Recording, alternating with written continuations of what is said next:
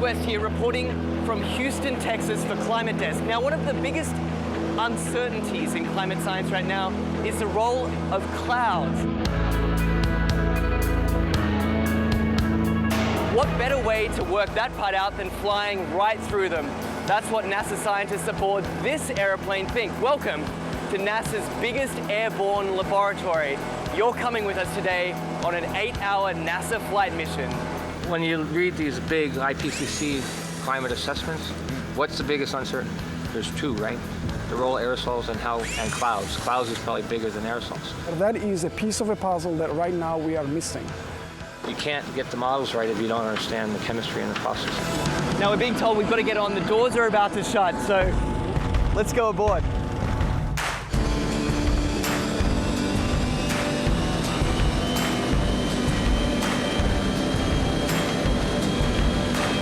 Every time you turn on the weather, every time you hear a climate change prediction, that information has to come from somewhere. And it starts by getting sucked out of the air from planes like this.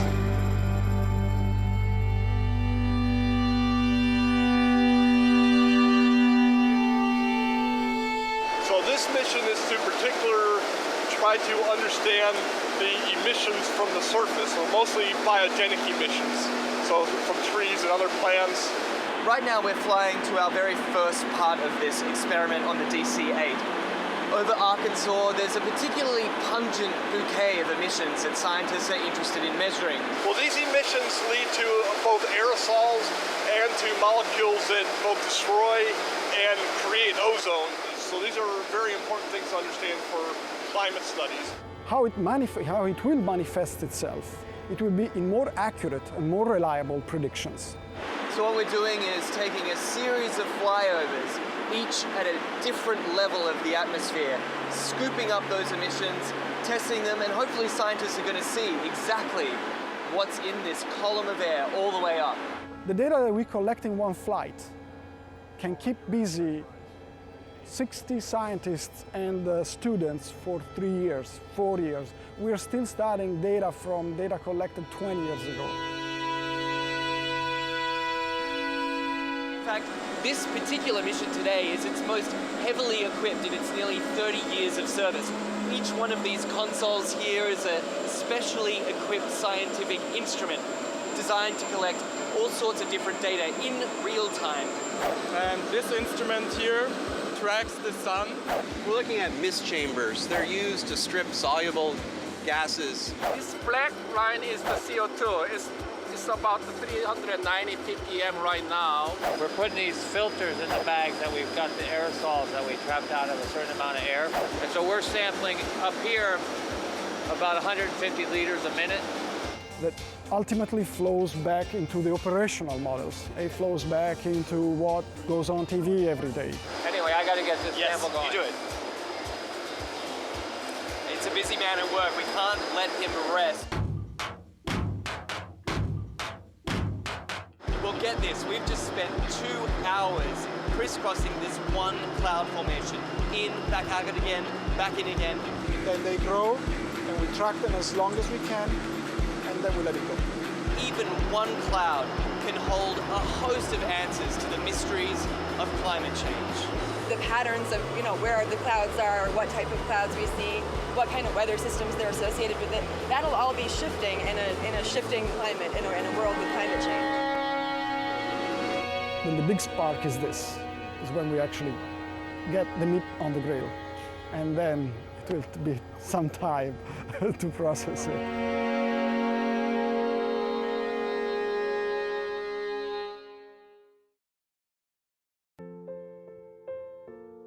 This is why you took a second job. While you taught yourself how to fix the plumbing. While you'll do whatever it takes to keep your home. And that is why we want to help.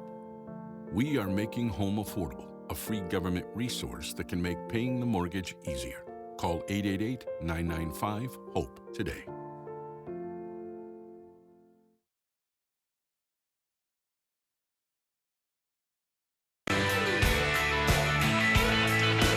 Ready, get set, go! Here we are, the Bill Press Show, Thursday, January 7. So good to see you today. Welcome to the program here on Free Speech TV, worldwide on our video stream, TawkrTV, youtube.com/TawkrTV. It turns out they were faking it. Yep, scientists say the North Koreans were faking their orgasm. They didn't actually shoot off a hydrogen bomb. Scientists say it was probably just another big nuke, but that is scary enough for that crazy leader to have his hands on. President Obama off to George Mason University tonight on CNN for a big nationwide town hall on his new gun proposals, mainly aimed at tightening up the background check system for the purchase of any gun. He will talk about them. He will explain them. He will take questions from people in the audience, moderated by Anderson Cooper on CNN. Congress yesterday hard at work for the American people, right? For more than over 60 times. Nobody even knows how many. We know it's more than 60. The House voted to repeal Obamacare and sent that measure to President Obama, who is sure to veto it. Remember, the definition of insanity is doing the same thing over and over and over and over and over again, thinking things are going to change or it's going to make any difference. And Ted Cruz, he may be leading in the polls in Iowa, but now the big question is being raised. Is he eligible even to be president of the United States? Because Ted Cruz was born in Canada. And Donald Trump, the chief birther against President Obama, is the one raising that issue against Ted Cruz. What goes around comes around. Lots to talk about. Give us a call at 866-55-PRESS. Join the conversation on today's Bill Press Show. This is the Bill Press Show.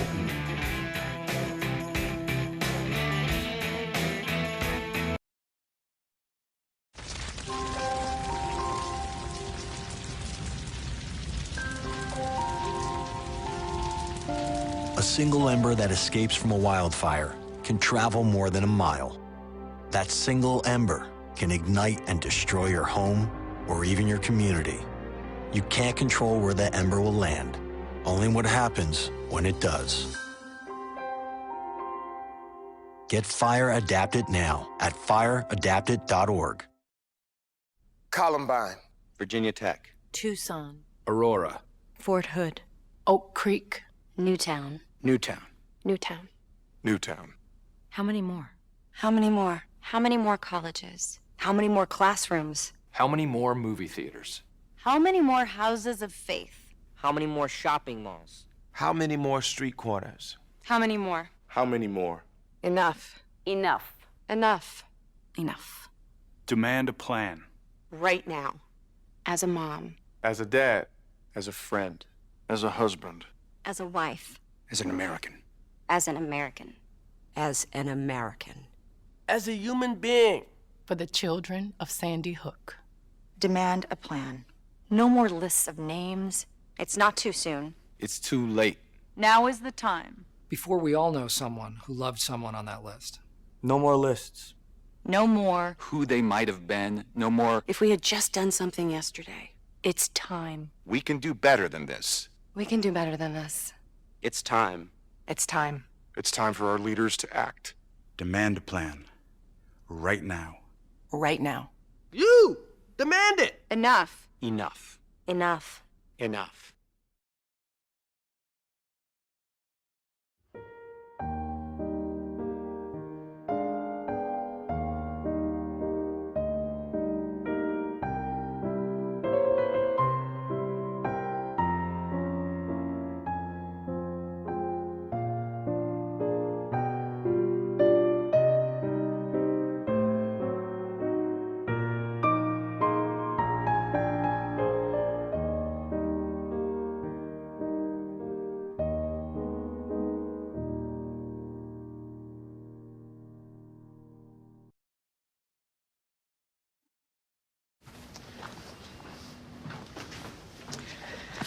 All right. I know this isn't any fun to talk about, but we should. Okay. So who's going to do what? I'll pack the dead batteries. Great. I'll only put what I don't need into a duffel bag. Perfect. That's totally unhelpful. No problem. Meanwhile, I will try to comfort everyone by speaking in a calm voice. And I'll try to get the generator going without any gas. Oh, let's not forget the cell phones, which probably won't work. Right. And who is going to handle supplies? I can forget to do a list for us. Thanks, pal. Well, I think we couldn't be any less prepared. I'm proud of you guys. Talk to your kids about who to call, where to meet, what to pack. Visit ready.gov/kids for tips and information.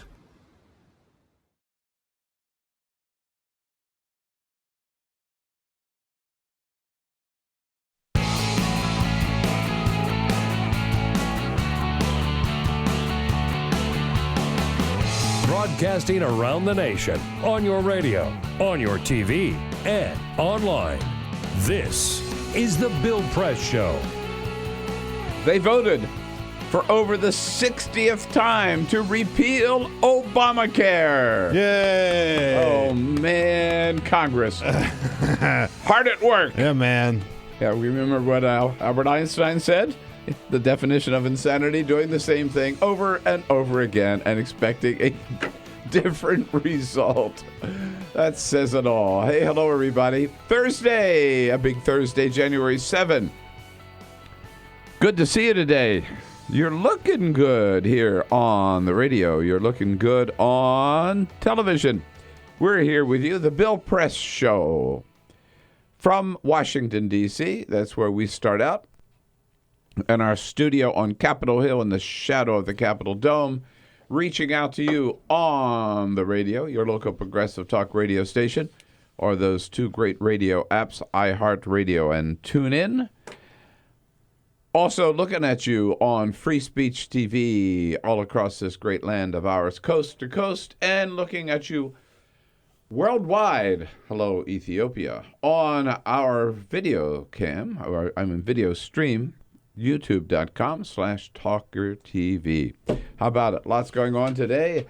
And President Obama heading out across the river to George Mason University, heading out nationwide on CNN to talk about his new gun safety proposals at a town hall meeting tonight, moderated by Anderson Cooper. Lots more to talk about, and we will get all into it here with our team, Peter Unkburn and Jamie Benson. Hello, Bill. Good morning. Just now it is 13 hours, 52 seconds, and 16... No, I'm sorry. Let me start that again. 13 hours, 52 minutes, and 11 seconds before the beginning of the town hall.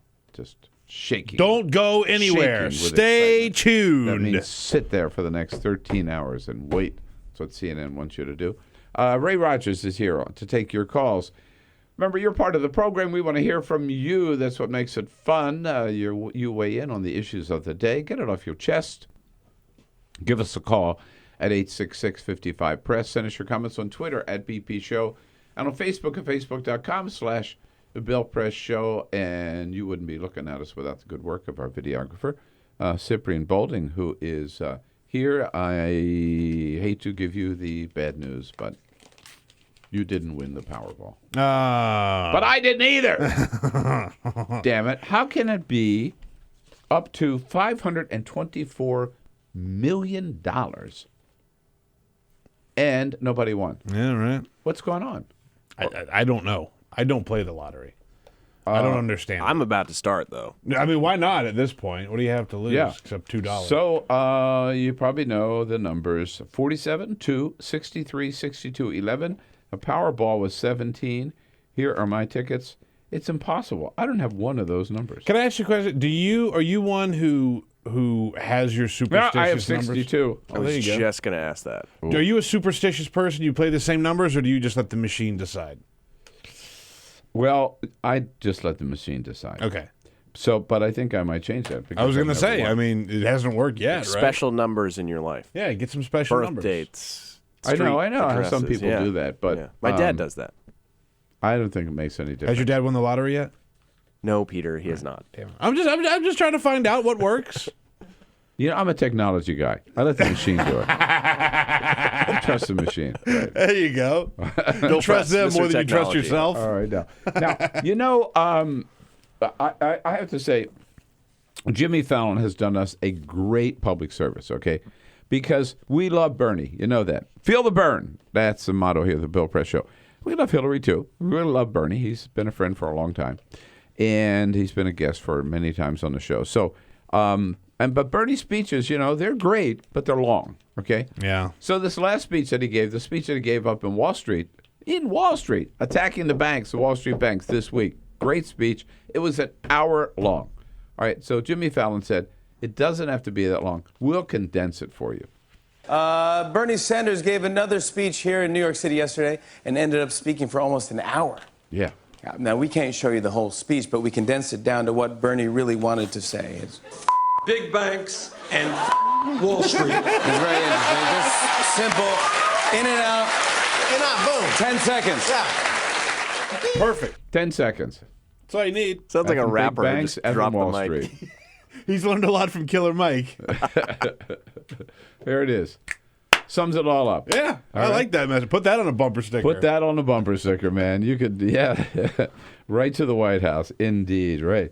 Okay, we got lots going on today. Susan Page, USA Today bureau chief here in Washington, will be joining us, as well as from Sirius XM. Julie Mason here is a friend of Bill for the entire hour. We'll be joined by Congressman John Yarmouth as well, and our own foreign policy guru, Joe Cirincione, here on North Korea's fake orgasm. Yes, but first, This is the Full Court Press. Just a couple of other stories making news. We've talked about Chipotle here in recent months. They've had a rough time. They had a rough time. Just to recap, norovirus outbreak in California in a Chipotle sickens 93 people. September salmonella outbreak in Minneapolis sickens 64. E. coli in Oregon and Washington. Another E. coli outbreak in Kansas, North Dakota, Oklahoma, and a December norovirus outbreak in Massachusetts sickened another 120 people. So lots of people. But nobody has died of cancer yet. That's right. That's right. So From, lots of people from getting Chipotle. very sick from Chipotle, and the news just got worse. The news just got worse. A federal criminal investigation is being opened up to take a look at how Chipotle handled the health crisis, right? Because the feds want to take a look and see how they handled all of this, because there's evidence to suggest that they knew that this outbreak was sort of happening and they didn't do enough to contain it, which is something you got to get out ahead of. So bad news for Chipotle, just got worse. And the price of the shares just plummeted. Oh my God, they're tumbling. Yeah, I mean, this is a really scary thing if you're Chipotle. So, all hail Star Wars: The Force Awakens. Yesterday, it officially became the highest-grossing movie in North America of all time. Avatar previously held the title at $760.5 million, but Disney said that as of yesterday, the numbers, when they come in for sure, they're going to break that record.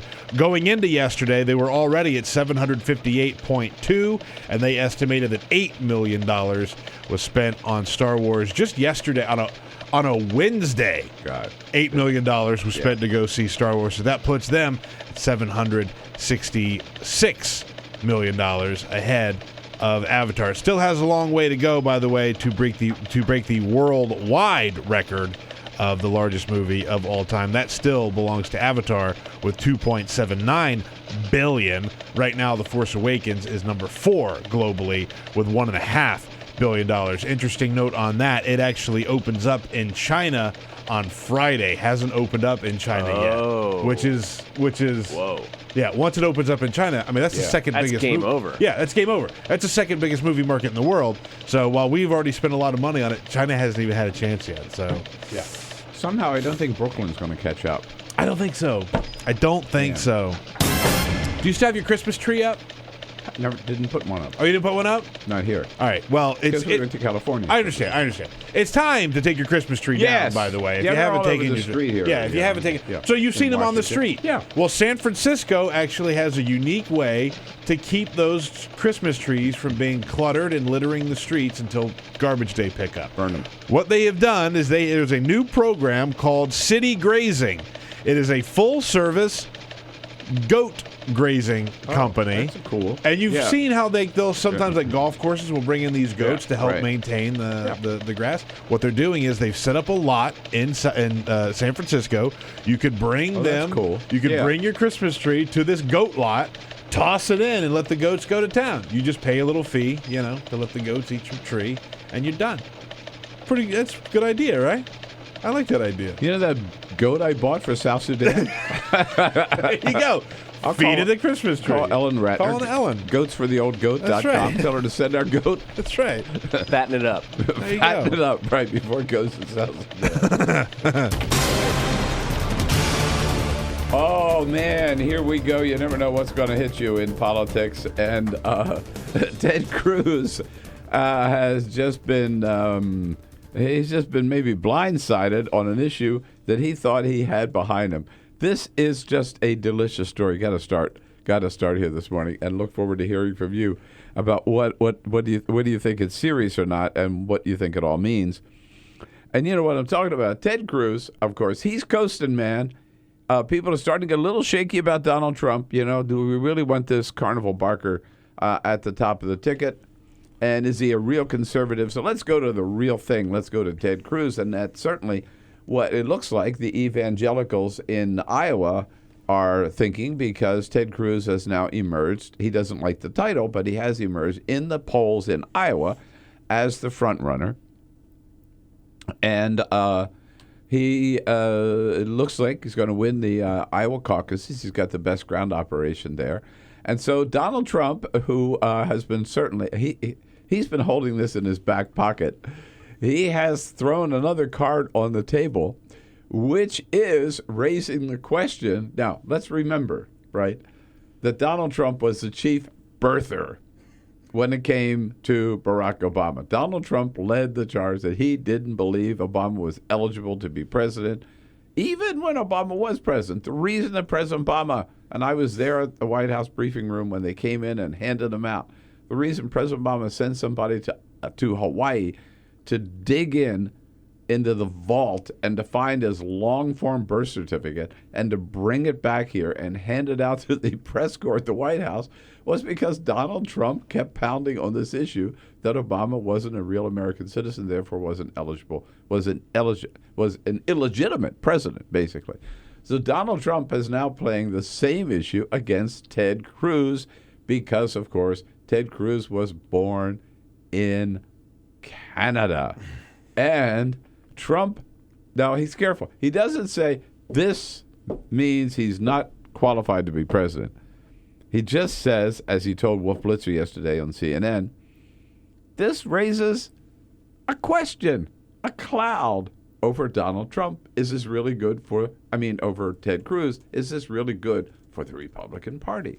If Ted should eke it out, and I hope that doesn't happen, and he's got this cloud over his head, I don't think it's going to be possible for him to do very well. I don't think it's actually possible for the Republicans to let it happen because he'll have this cloud.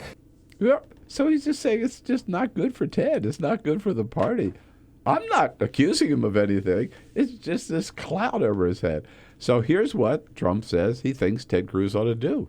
I'd go and seek a declaratory judgment if I was Ted. What does that mean? It means you go to court. Which court? You go to federal court to ask for what's called a declaratory judgment. You go in seeking the decision of the court. Yeah. By the way, he's done his homework on this. Oh, yeah, he has. Yeah. Oh, yeah. He doesn't sound like a crazy guy. No. Right? Now, but here's what's interesting. So is Donald Trump alone? No. Of all people to get on the Trump bandwagon on this issue, John McCain yesterday. Now, remember, this issue came up with John McCain because McCain was born in Panama. He was born as he'll tell us, in the Canal Zone in Panama on a military base, but he was not born in the United States. So this issue was raised during his presidential campaign. You would think, of all people, McCain would say, oh, of course it's not an issue. Of course Ted's okay. But he hates Ted Cruz. So yesterday on the Chris Merrill radio show, John McCain. I do not know the answer to that. I know it came up in my race because I was born in Panama, but I was born in the Canal Zone, which is a territory. Barry Goldwater was born in Arizona when it was a territory when he ran in 1964. But you were born in the on a base, Supreme too, Court. weren't you? Yeah, I was Okay. it's a U.S. military base. Yeah. That's different from being born on foreign soil. Oh, foreign soil. Ted Cruz, born on foreign soil. Oh, yeah. So McCain says, yeah, we better look into this. I think there is a question. I am not a constitutional scholar on that, but I think it's worth looking into. I don't think it's illegitimate to look into it. Oh, yeah. I love it. So this is, first of all, as Josh Shorter said yesterday at our briefing, it's so delicious to see these Republicans now who used this issue against President Obama for so many years. In fact, some of them still don't believe he's a legitimate president, now have to deal with the same issue. Okay. Do you think this is going to be a big deal for Ted Cruz? 866-55-PRESS. You know what? I think it could be, and here's why. First of all, constitutional scholars say that he's in the clear. Okay, let's just accept that if you are born of an American parent anywhere in the world, you are an American citizen. That's always been the interpretation of the Constitution. But here's the deal with why it could be a big deal for Ted Cruz, because when this was raised against President Obama, they didn't use the excuse or the defense. Oh no, he was born of an American parent. They just said he was born in Hawaii. Hawaii is a state.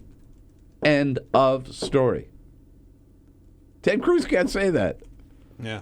Ted Cruz has to say, Ted Cruz was born in Canada. Yeah. No way that's a state. That's a foreign country. It is foreign soil. So even though his mother was American, it does have this. It does raise this question. And Donald Trump, I think, is brilliant in using it. I think you're right. I think that it's a winnable thing for Ted Cruz. But in the eyes of a lot of Americans, right, like we were all brought up and told in school, you have to be born in America to be president. Right.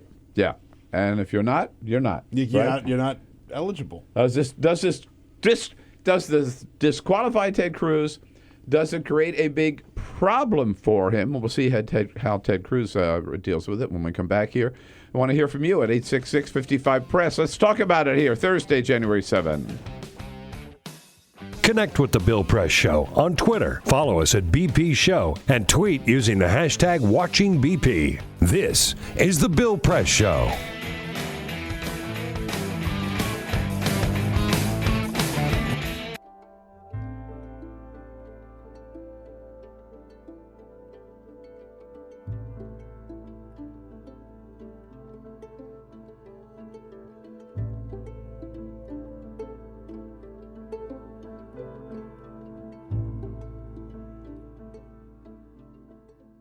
Today, in this country, we are having a conversation about police violence, the killing of black men, and what all that means. It is sad that this is happening and that every day there's a new incident to cause us to keep thinking about it and talking about it. But it is extraordinary that the American people are having to deal with this every day, whether you're watching CNN or MSNBC, Fox, or ABC News. All the news channels are talking about police violence and what does that mean against black people. Many people probably look at that, certainly have looked at it in the past, and they have said that these poor black men are doing bad things, and that's why they are ending up in confrontations with police without any understanding of their lives of these poor black young men. Part of what has been going on for decades is that poor black people live in communities that suffer from hyper-surveillance of the police. Their police are more likely to be in their communities, the police are more likely to arrest them. The police are more likely to stop them even if they're not doing anything. And that is what is so hard for the American people to believe, that you would get stopped and searched and arrested by the police and not doing anything. But this is starting to come out as people are telling the stories over and over again. But this has been the condition, this hyper-surveillance by police, making it more likely for people to get a record, to be known by the police, and then once they get in the system, it is almost impossible to get out, because of the whole system of being on parole and missing an appointment or fraternizing with a person who has a criminal record, getting you right back in the jail, and then going back again and again and again. This is coming to be seen by the American people in a way that it has never been seen before. But why are people in these communities in the first place? That's getting peeled away. People are there because of housing discrimination. They are there because this is the only place where affordable housing can be found. They are there because that's where their families live, and people are drawn to being in communities where they are comfortable. The combination keeps people in these low-income communities where they are an easy target for hyper-surveillance and then everything that comes from it. And so as we think about these issues, we have to understand that while you as an individual in this society, as a white individual, you may not carry personal racism, but that does not keep the system from operating in a racist way.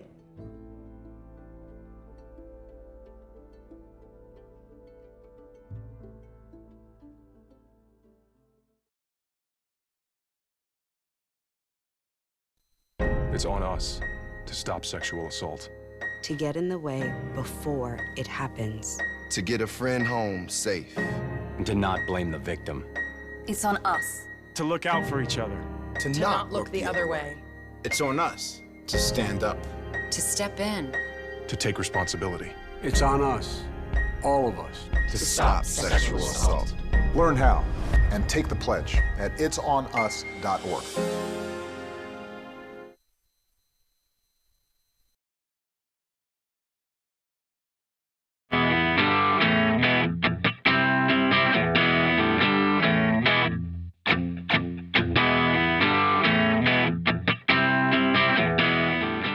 This is the Bill Press Show. 27 minutes after the hour. Hey, you better watch out. Republicans, you better not nominate that guy Ted Cruz because he may not be eligible to be president. So says Donald Trump, using the same card against Ted Cruz that he used against Barack Obama. Will it work? Ike, our buddy Ike. Happy New Year, Ike, from North Charleston, South Carolina. Ike, how you doing? Happy New Year. Happy New Year. Yeah, I was sitting in my I was sitting in my Bill Press Memorial Medicinal Garden thinking this one over just the other day. Oh, and by the way, thanks for the Chipotle gift certificate. I didn't realize it came with a 3-week vacation. Happy holidays. Yeah, right. Happy holidays. Say it with E. coli. And when it comes to Cruz, well, I don't think he's going to get anywhere near the White House. But if it's okay to have foreigners in the White House, I'll go ahead and take somebody else from Kenya because he did a bang-up job. Yeah, good point. We've had one foreigner, so That's why right. not? He Yeah, did a we've had decent one job. foreigner. Yeah, get another foreigner in. So why not have another one? How is Ted Cruz handling this, and what do you think? We'll find out here right after we take the quick break here at the half hour. Will this derail Ted Cruz's spurt to victory in Iowa and maybe end up helping Marco Rubio? This is the Bill Press Show. This is my computer. This is your computer. Let's go on the internet. Let's go. Click it. Yes. Okay. I cursor in between the R and the E. When I say dot, I want you to just push the period. She's gonna love me all over again. That's it. Jamaica, here you go. Here we go. Good job. Thank you. Thank you. And I did it by myself. Feel smarter. So, I'm kind of new here, but I've noticed a trend. My human does this funny thing where she goes around and gets all my toys, and then she hides them in that basket by the door. But it's always the same basket, and it's always in the same place. And then she acts so surprised when I find them, but, she's putting them in the same basket. Again. It's like, hello, that's where you put it last time. You were the worst at hide and go seek.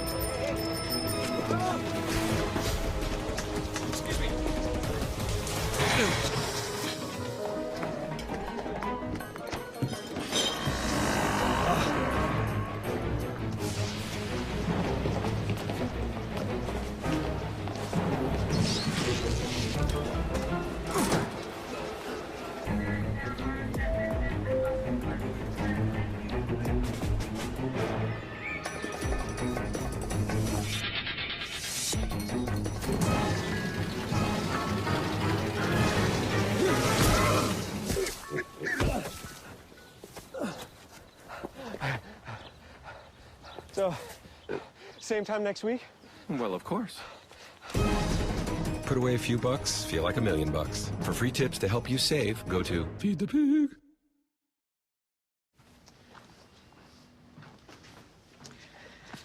All right.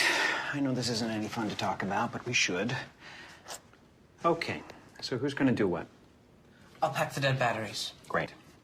I'll only put what I don't need into a duffel bag. Perfect. That's totally unhelpful. No problem. Meanwhile, I will try to comfort everyone by speaking in a calm voice. And I'll try to get the generator going without any gas.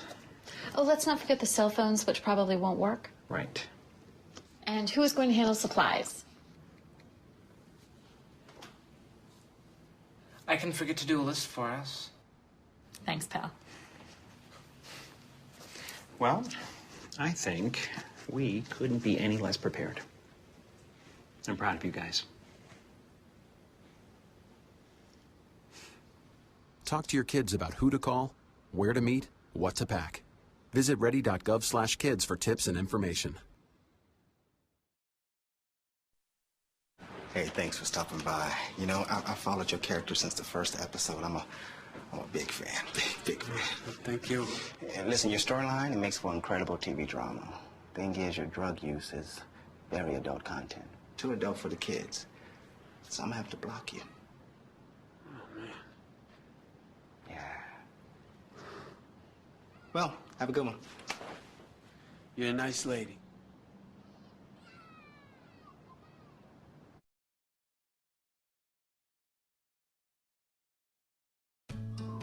You wouldn't let money just blow out of your house. So when your AC or heater is on, make sure the doors, windows, and fireplace flue are shut tight. If you're headed out, turn down the AC or lower the heat by 10 degrees. And always keep your water heater set at 120. A little bit of common sense goes a long way. Get more great tips at energysaver.gov.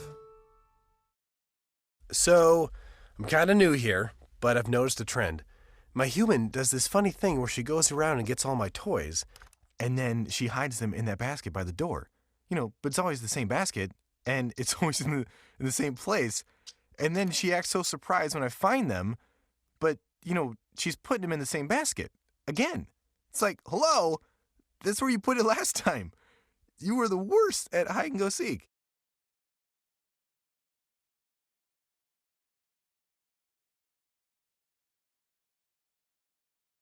The average text takes your eyes off the road for nearly 5 seconds. At highway speeds, that's enough time to travel the length of a football field.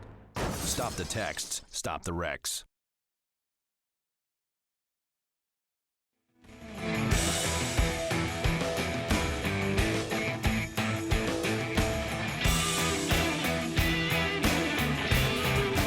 Hey, here we go. 34 minutes after the hour. Taking a look at this little dust storm now in the GOP primary. stirred up by Donald Trump, who, of course, sees Ted Cruz gaining on him in Iowa. And so he is playing this card that he's been holding, Trump. Oh, he's been sitting on this. He's no dummy. He's been sitting on this for a while.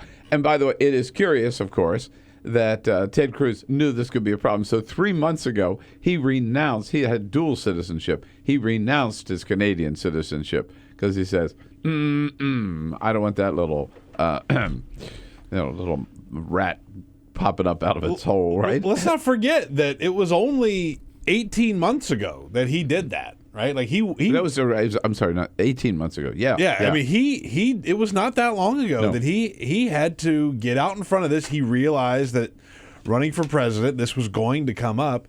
And the other thing is, again, I repeat this, but I think you're probably right. I think he's on solid. I think he's on solid ground. The constitutional scholars that I have read say he is on solid ground. Again, Barry Goldwater, John McCain. But at the same time, he hasn't really laid out a good answer and a good explanation for this. No. Here, in fact, yesterday, Ted Cruz, speaking to reporters, asked him about this yesterday, and he goes back to the classic Republican response, which is blame the media. Listen, with all respect, our good friends here in the media are playing into the Democrats' playbook. How about we talk about the real challenges facing this country? There we go. Yeah, right. No, why don't you answer the dumb question, okay? Just answer the question. Just lay it out, Ted Cruz. But, what Trump is saying, until he does, and unless he does, there will be this cloud. And Trump does raise a good point. What if somebody, maybe some Democrat, files a lawsuit challenging his legitimacy, right? That could put a cloud over things for a couple of years. What do you think? Is it going to work? 866-55-PRESS. Let's say hello to Chandler out in Palm Springs, California. Hi, Chandler. Hi, Bill. Yeah, I hope it's a problem because these sociopathic Republicans are all tripping over themselves trying to be as cruel as possible to everyone from every other country, all the immigrants. It's disgusting. So couldn't happen to a nicer guy. Plus, I got to tell you, and I've written a column about this, I think Cruz is a lot more dangerous than Donald Trump. Oh, indubitably. I agree. Couldn't agree more. Yeah, on the issues, Trump is a single-payer guy. Trump has said on the same-sex marriage ruling, the court has ruled, let it stand. I mean, he's not going to he's for universal health care, Donald Trump, right? He's not going to, and Ted Cruz, you never hear him say anything like that. Remember, Donald Trump said in the debate, we'd have been better off if we'd spent all that money we spent in Iraq and Afghanistan instead of going to war there, spending that money here, fixing our problems here at home, right? Yeah, you'll never hear Ted Cruz say anything like that. So good for you, Chandler. Good to hear from you. Love Palm Springs, man. Every time I get a call from Palm Springs, I get nostalgic. I just haven't been there in so long. It's one of the most beautiful little spots on the planet. We mentioned what Ted Cruz said yesterday. It was also funny. This came up at the briefing yesterday, and the question was to Josh Earnest whether or not the president was aware of the birther flap over Ted Cruz and whether or not the president was enjoying this. Josh's answer was that he didn't know whether the president was enjoying it, but he, Josh Earnest, certainly was enjoying this. How ironic, says Josh. It would be quite ironic if after 7 or 8 years of drama around the president's birth certificate, if Republican primary voters were to choose Senator Cruz as their nominee, somebody who actually wasn't born in the United States and only 18 months ago renounced his Canadian citizenship. Yeah, it would be. It is so delicious, and it would be so ironic, and it's just fun watching Ted squirm.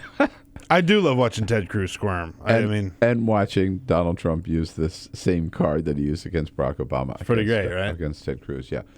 By the way, so there are some other things we need to talk about in the news. But before we move on to that, I guess, Peter, I can't believe it. I mean, you and Jamie together, you missed the boat this morning. Yeah? What we should be talking about is the last season of American Idol. Right.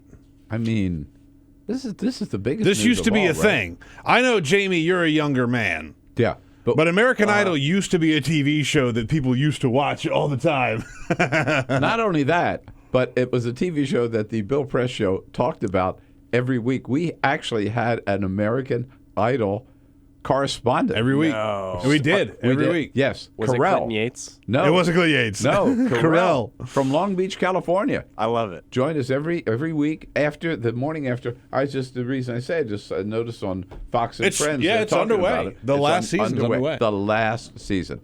I don't even know who the judges are anymore. But Can they, you- I don't. They were the days, with Simon and Paula and Randy. I can't believe that we convinced you to watch American Idol like week in, week out. You didn't convince me. You convinced Carol. Yeah, Carol was in on it. Carol That's right. would not miss an episode of American Idol. That's Yeah. amazing. How- It really is remarkable how nobody cares anymore. Nobody cares right? anymore. And I mean the fever that it was at. Yeah.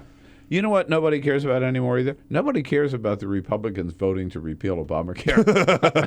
That's our American Idol. How's that for a segue? But but it happened again yesterday. And you know what's funny about this is we know now it's over 60 times. I searched all the sources, all of our good friends who cover Congress, Jen Bendry and all the rest. She was here yesterday to see exactly how many times. Nobody knows. It's over. All we know is it's over 60. People have literally lost count. Yes. Yeah. It may be like 65. But they did it yet again yesterday.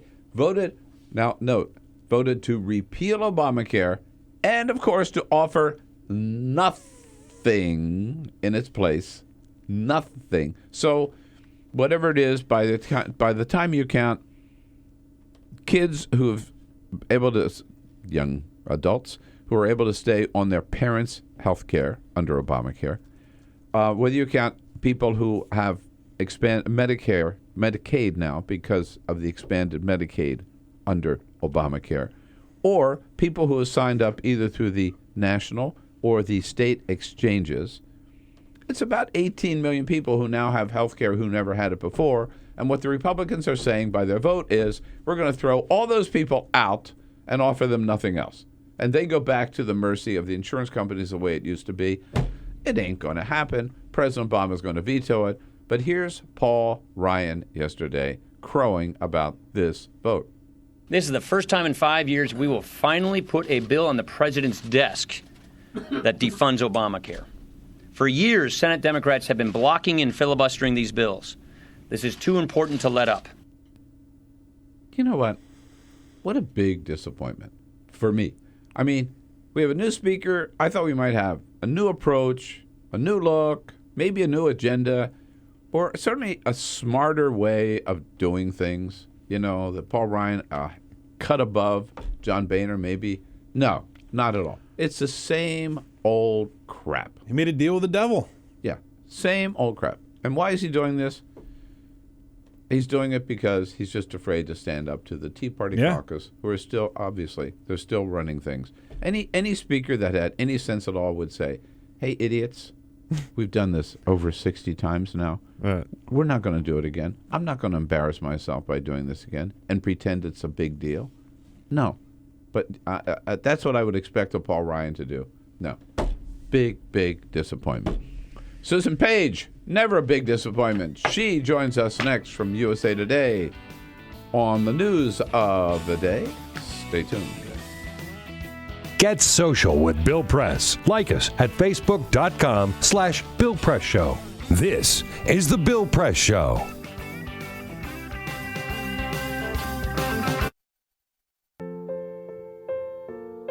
This is why you took a second job. While you taught yourself how to fix the plumbing. While you'll do whatever it takes to keep your home. And that is why we want to help. We are making home affordable, a free government resource that can make paying the mortgage easier. Call 888-995-HOPE today.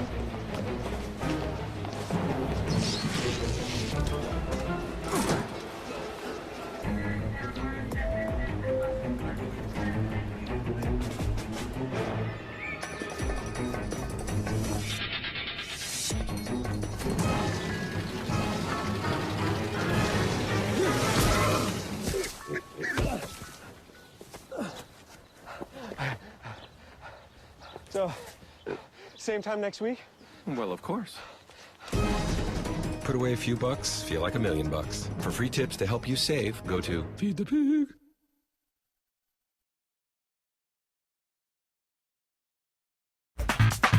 Help keep all the presidential candidates straight with your progressive headquarters for the 2016 election. This is The Bill Press Show. Hey, here we go. 13 minutes now before the top of the hour. Oh, man, it is getting close. February 1, the caucuses in Iowa. February 9, the first primary up in New Hampshire. This is the moment that people like Susan Page live for. Susan Page, Washington Bureau Chief of USA Today and host of Capital Download on WUSA 9, Sundays at 8:30 here in the nation's capital. Happy New Year, Susan. And, of course, the big news for Capital Download, Bill Press, for the first time, joins our journalist roundtable Sunday morning, so I know that all of your listeners are going to want to tune in to see that. Susan, I hope you have a delay for Bill and his potty mouth. Yeah, we're concerned about that. You should be. That. You we have a should plan be. of action. You know, Susan, on our show, in the 10-year history of the Bill Press Show, we have only used the dump button maybe 3 times. For whom? For whom did you need to use this? For Bill! For me. Only for me. So, cuidado is my word. I am so excited about joining you Sunday, and we will tweet it out and everything to make sure all of our listeners can catch you. Catch you. Video Yeah. stream. Yeah, exactly. So, Susan, isn't it funny to watch with Iowa now and Ted Cruz emerging as the front runner, Donald Trump playing the birther card? Yeah. Well, but here's what's interesting. Donald Trump, of course, played the birther card against President Obama as well. Yeah. That was one of his early forays into national politics. What I thought was funnier yesterday was John McCain, yes, who was himself born in the Panama Canal Zone, right, saying it was legitimate to Yes. look into questions about Cruz's decision. That's just mischievous, I think. But don't you think the that's a sign of how Ted Cruz is hated Yes. on Capitol Hill? I think that's completely right, because this is an issue that, believe me, I'm no lawyer, but what I read is that this is a settled issue, that if you're born to American parents, you're a natural-born American and qualified to be president of the United States. But the fact that he is so disliked in the Senate, I think leads Senator McCain, for one, to make the kind of comment he made yesterday. It is mischievous, but what he said, I was born in the Canal Zone, but he was born on foreign soil. Yes, that's right. The choice of words. Oh, you and I have seen many presidential events at the White House. Never saw one like this week with President Obama. Interesting, and I think a completely genuine moment Yes. that he was overcome by emotion, and you saw tears rolling down his cheeks. Yeah, I mean, again, real presidents don't cry, right, as they say. But I mean, evoking the memory of those 20 kids at Sandy Hook make anybody weep. Oh, yeah. Plus and the inaction of Congress, and I think the combination, Exactly. I think it's not only the tragedy itself, it's the fact that so little has happened in the aftermath of the tragedy that is so frustrating for people like President Obama, who have pushed for stronger gun laws to really no effect at all. And I think we have to admit, too, don't you, that when the president puts his people to work to say, okay, let's do whatever we can do, right, by executive order because we can't count on Congress, in the end, they can't do that much. That's right. These were really minimal measures. I mean, I think even the opponents were surprised that it was so limited. I think they've decided that there's supposed to be limits. We have a system of checks and balances.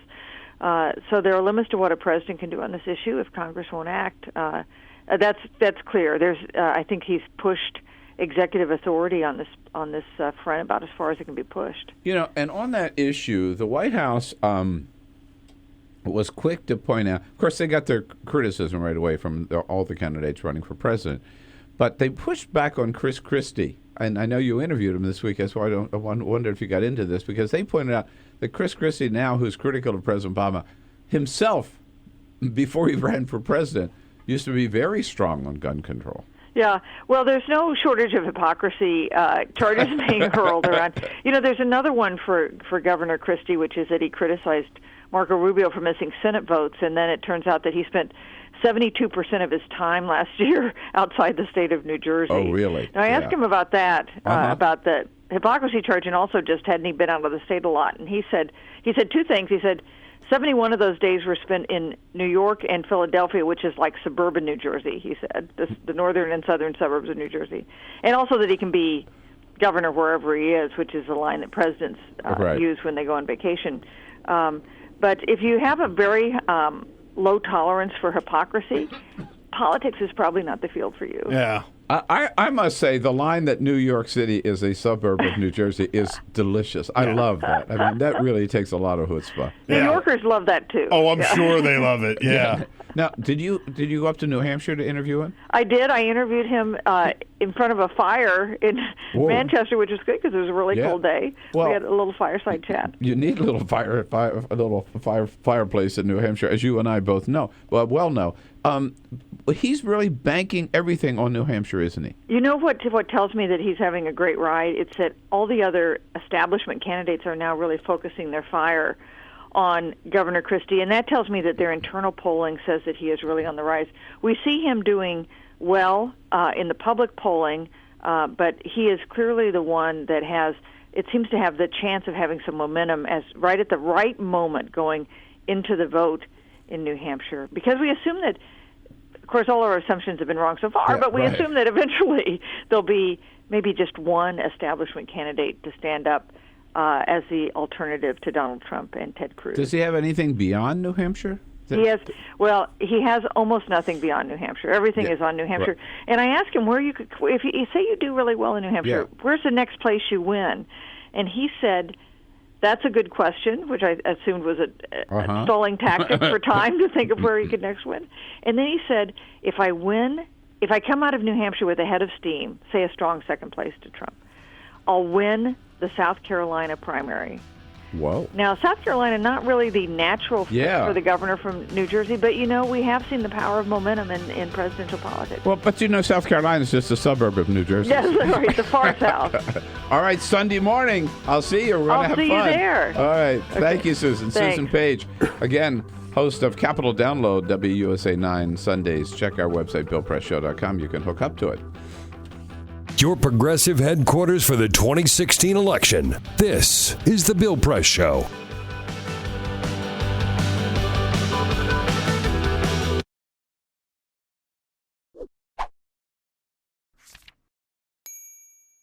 So you're drowning in student debt, and it looks like there's no way out. Have you considered bankruptcy? Of course not. It's a dirty word, and everything you've heard says students can't file anyway. It didn't start that way. Bankruptcy laws were enacted in the 19th century to give people a fresh start.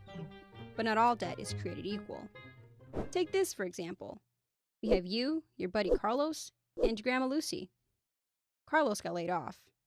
His credit card debt was too much to handle, so he filed for bankruptcy. Will totally screw his credit, but at least he can start fresh, and after 10 years, his credit report should be fine. Grandma Lucy's home lost half its value. Now her mortgage isn't worth paying back. She says F it and decides to file for bankruptcy too. Then there's you.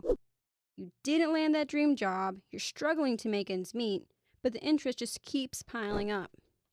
With a broken heart, you've written off the possibility of buying a home, having kids, and getting married because, hello, who wants to deal with your crazy baggage?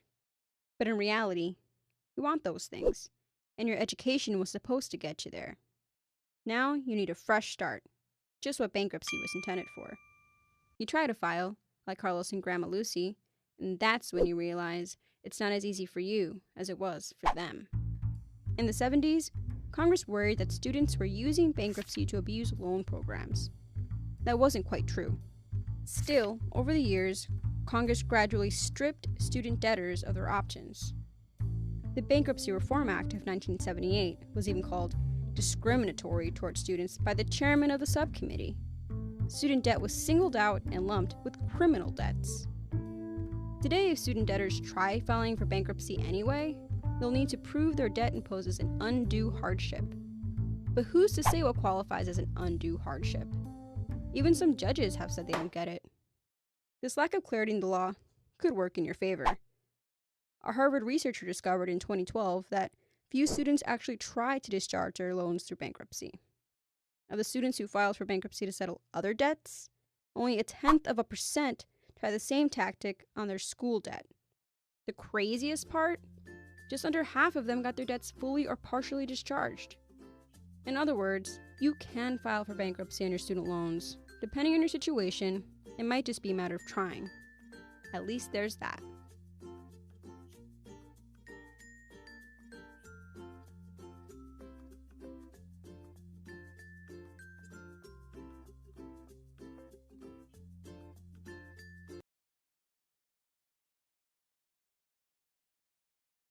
The average text takes your eyes off the road for nearly 5 seconds. At highway speeds, that's enough time to travel the length of a football field.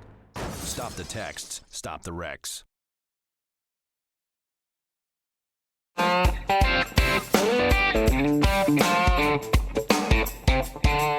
This is the Bill Press Show. We're going to talk deportation at the top of the next hour. The latest feud, Bill, is between Donald Trump and Samuel L. Jackson. Now, Samuel Jackson went on late night on NBC and said that he played golf with Trump and saw him cheating. So Trump responded via Twitter. He says, "I don't cheat at golf, but Jackson cheats. With his game, he has no choice." He says, quote, "He's not athletic. I've won many club championships. I don't like Sam Jackson's swing.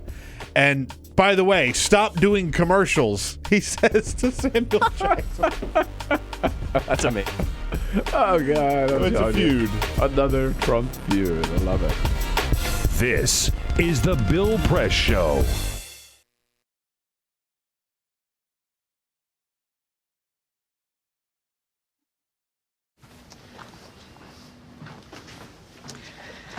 All right. I know this isn't any fun to talk about, but we should.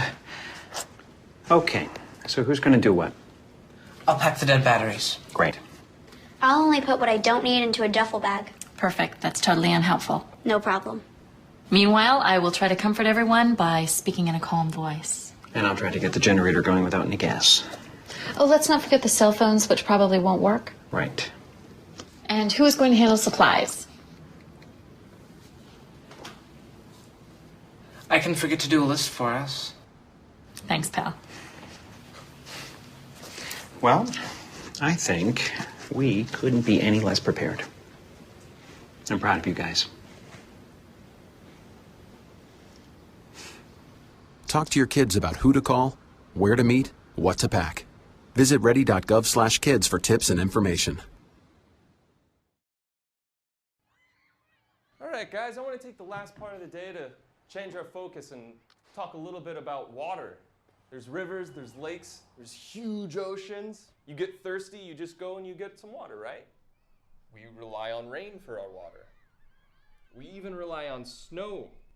But what if it doesn't rain? What if it doesn't snow? We have to get the word out about water conservation. I want you to tell your parents, your friends, your neighbors, how important it is to save water. It's up to you guys to save the planet. All right?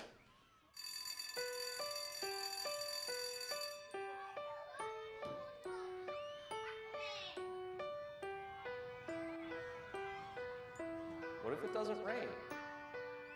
What if it doesn't snow? We have to get the word out about water conservation. It's up to you guys to save the planet.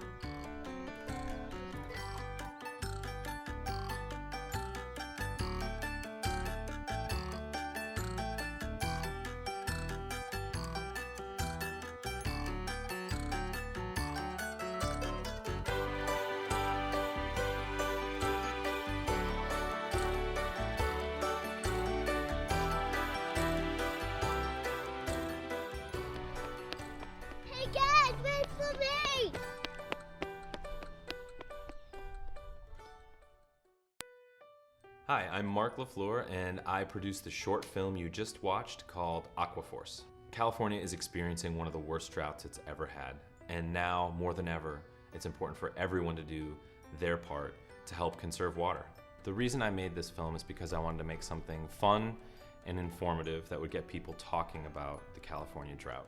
Obviously, this is an important issue because we have a limited amount of clean drinking water. I think it was very important to let people know, especially young people, that this is an important resource, maybe our most important resource, and it's something that we can't take for granted and we certainly can't waste. I really wanted this to be something that children would respond to. The kind of thing that any kid anywhere in the world, no matter what language they speak, could understand the story and be entertained by it and leave it knowing that this is something important, that if they didn't already know about this, that it's now going to be a part of the way that they think about water, the way that they live life, and that it's something that they'll share with their friends. The fact that they watch this video once or twice and they immediately understand that water is important, that's it. That was the whole point of this thing, to get it into the conversation, to make it something that kids are thinking about, talking about, that they're aware of, and that they know is important.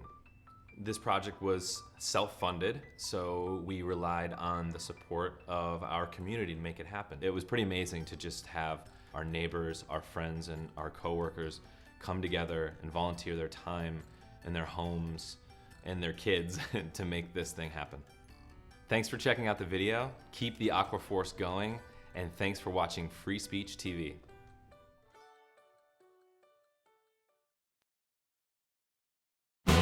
Broadcasting around the nation, on your radio, on your TV, and online.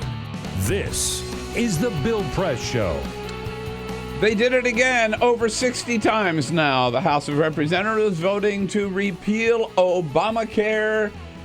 But like all the rest, this one is going nowhere. They're just wasting their time and our money.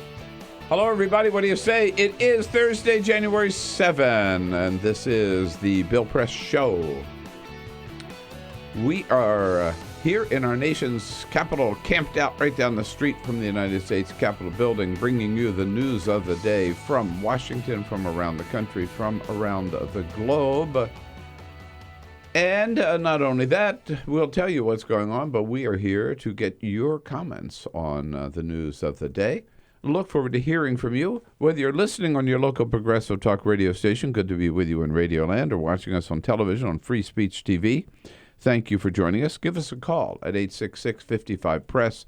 Send us your comments on Twitter at BP Show, or on Facebook at facebook.com/BillPressShow. Want to hear those calls and want to get your comments either way. Join us and the team, Peter Ogburn and Jamie Benson.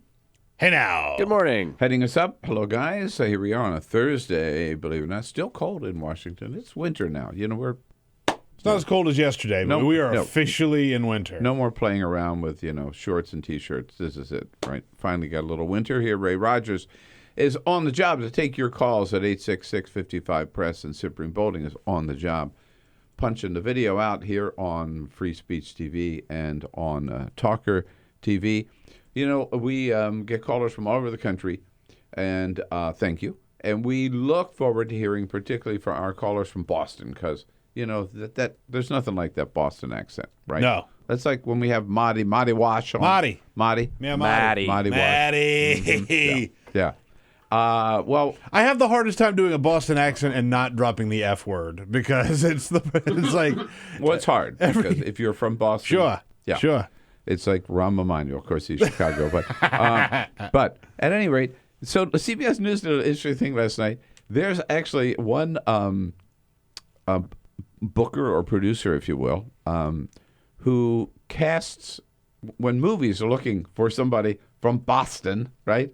She's the person to go to, and she gets the person with the best Boston accent. And, of course, they have to have little trials, right? Which goes something like this. When a director needs a real Boston accent, their first call is often to casting agent Angela Perry. It's like sifting. It's diamond search, you know. I'm sifting through the city. My name's Natalie Foley. I'm from Hyde Park. I'm a Hyde lifetime. Park? Fenway Park, the greatest ballpark ever. Ever. What did Angela say that she liked about you? I think the way that I was able to swear. She acts all superior because she went to college. With the college. So park. Here's the thing. This Fenway is how Park, the best park ever. I'm from Maine, so I don't have the true Boston accent. I got the Maine accent a little bit, but that's how you start a Boston accent. All you got to do is it's like revving it up. You pack the car in the yard, and then once you got the pack the car in the yard, you keep going. You got the accent going. There it is. The pack. That's pretty good, Jay. It's that easy. So is Maine a suburb of Boston? Is that The same way New York City is a suburb of New Jersey. Yeah, exactly. Yeah, okay. We'll put it that way. Lots of news to cover this week. We're going to talk about the Middle East and North Korea with Joe Cirincione from the Plowshares Fund. Julie Mason will be here a little bit later from SiriusXM as a friend of Bill the entire third hour. And Julie and I, will be joined by Congressman John Yarmuth from Kentucky. We start off with a big story that hasn't gotten much attention, and that is a big roundup started by the Department of Homeland Security for or against those who may have recently come to the United States illegally, breaking up these families, deporting them kind of undercover.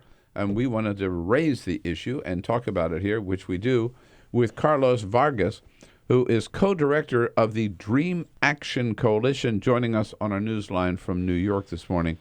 Hey, Carlos, Happy New Year. Good to have you with us. Happy New Year. Thanks for having me. Big fan of the show. Yeah, so tell us, first of all, what is DHS up to? When did it start? What are they doing, and why? According to the official report, starting January 2nd, the Department of Homeland Security, Jay Johnson, Secretary of the Department of Homeland Security, Jay Johnson, announced that they were going to do immigration raids focused on the folks who came in from Central America in the year 2014 in the summer. That was when we had a surge of immigration from Central America. And they say they're doing it. The main reason they're going after those folks is because they exceeded their reliefs, any forms of reliefs. These are children and family units that are escaping violence. These should be treated as refugee cases, but many times many of them lack any legal representation, and they're often not even seen cases. Many of them are often just actually sign a paper and have no legal advice, and they really cannot present their cases.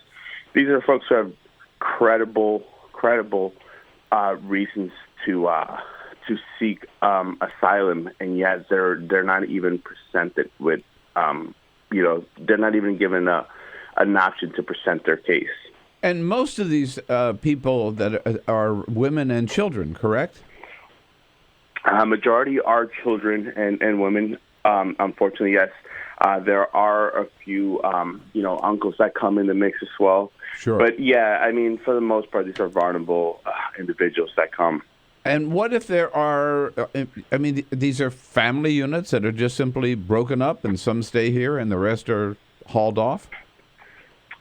So when they come here, they have family members, right? Originally, the people who do come over to Central America, they focus majority on the children, right, the unaccompanied minors. But a lot of them did come with family members, such as their uncles, their aunts, their sisters. So those are considered the family units. When they come to the U.S., they're asked to provide an address of where they're going to stay with family members. And this is why the raids that are happening are just not just affecting them, but they're also causing fear and traumatizing other families that are here, whether, it's someone's coming here from Central America and they stay with their cousin and their aunt who are here for such a long time. And when ICE comes at 3 a.m. with the sirens on, the children do get affected by that. It's not just the people they're coming after. I just the use of the word raid is something that just troubles me, right? I mean that the federal government is doing this. I guess so many questions, but one of them is Carlos Vargas, again, our guest. He is co-director of the Dream Action Coalition, dreamactioncoalition.org. Carlos, how can the Obama administration talk about we need comprehensive immigration reform to treat these people fairly and yet be conducting these raids at the same time? I mean, isn't that a contradiction in itself? Absolutely. Many organizations throughout not only see Obama as someone who betrayed them, but here's a presidential candidate that came out and said in the first 180 days or so he was going to tackle head-on immigration. And I think many of us did not know that this is what tackling immigration would mean. Conducting raids, putting fear in the communities. Here in New York, local communities are so afraid they weren't sending their children to school.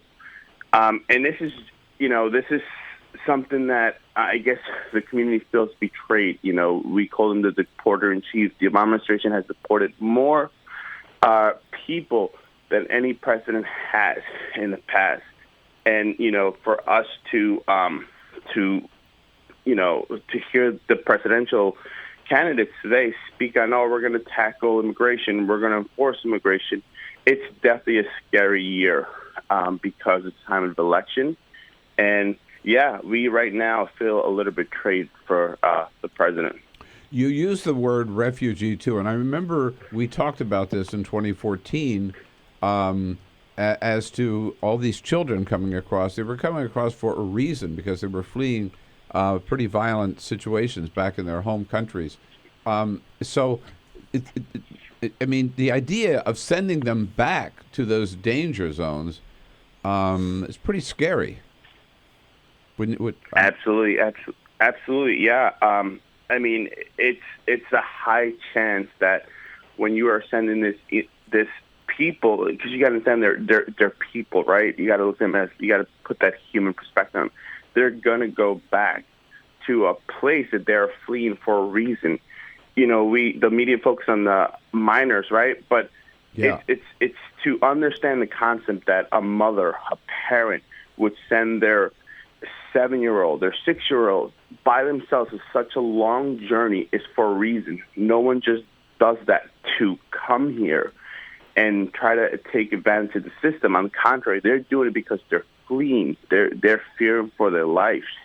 And for them to come here and not even given the opportunity to say what's happening is very unfair. That's not what this country is about. People are feared for a valid reason. Well, I've heard that criticism that this process is really not a fair process. They don't really have a chance to get an attorney to make their case. Often, I'm sure there's a language problem, right, or a procedural problem. I'm sure these issues you are raising. Do you get any? What's the response you get from? What's the response organizations get from the federal government?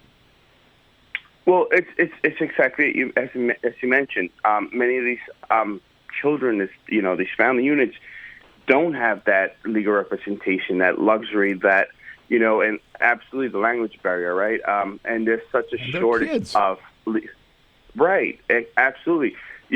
Anyone would now see some legal jargon would be so confused at the moment. Imagine a child that does not speak the language, and many of them are afraid. Many of them are really afraid to say, are traumatized to say what's really happened. That might be a communication, deficit there as well. Like to say, well, I'm here because I saw my mother and father or my sisters getting, murdered in front of me. That's a real fear, right? And it's imagine trying to say that over and over and over again.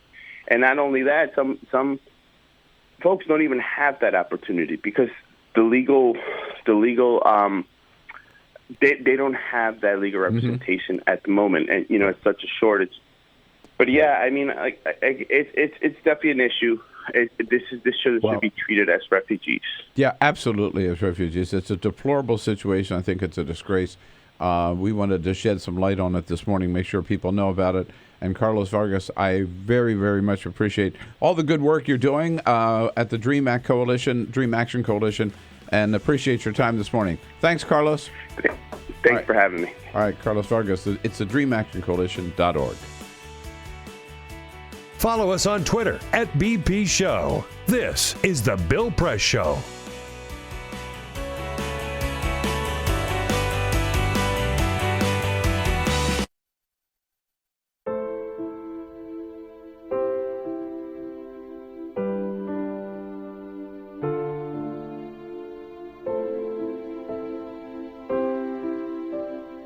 I have run these canyons for 6 million years.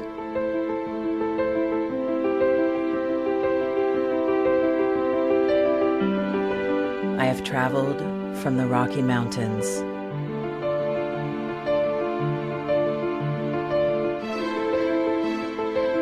to the deserts, through scorching heat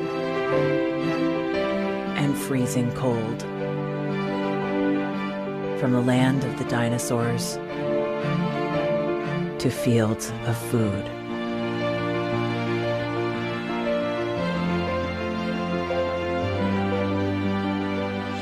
I lend my hand to 7 states, 2 countries, 9 national parks, and 36 million people across an arid West. I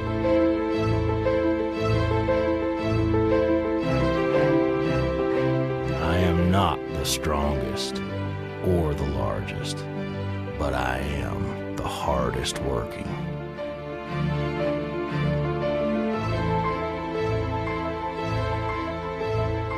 People love me. My playfulness, My beauty, my power,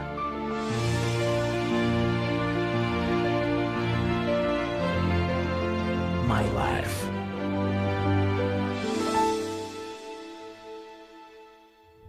But I don't think I can offer any more. I am tired. I am tired, tapped, and tied. Of the hundreds of major rivers in the world, I am one of the few who no longer kisses the sea. Battles to harness my soul have been won and lost. Use me wisely, and I will sustain you. Use me like you have, and I will break. My name is Red. The Grand River Red.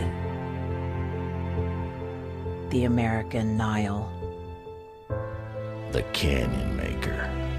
I am the Colorado River. And I am the most endangered river in America.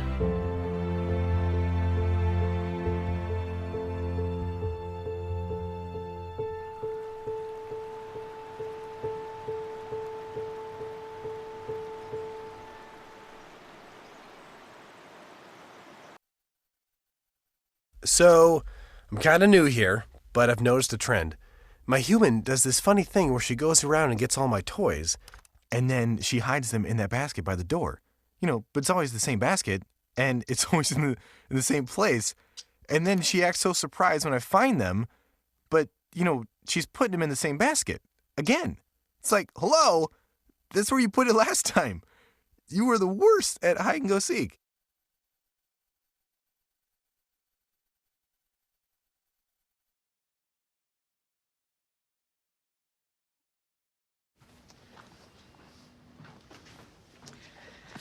All right. I know this isn't any fun to talk about, but we should. Okay. So who's going to do what? I'll pack the dead batteries. Great. I'll only put what I don't need into a duffel bag. Perfect. That's totally unhelpful. No problem. Meanwhile, I will try to comfort everyone by speaking in a calm voice. And I'll try to get the generator going without any gas. Oh, let's not forget the cell phones, which probably won't work. Right. And who is going to handle supplies? I can forget to do a list for us. Thanks, pal. Well, I think we couldn't be any less prepared. I'm proud of you guys. Talk to your kids about who to call, where to meet, what to pack. Visit ready.gov/kids for tips and information.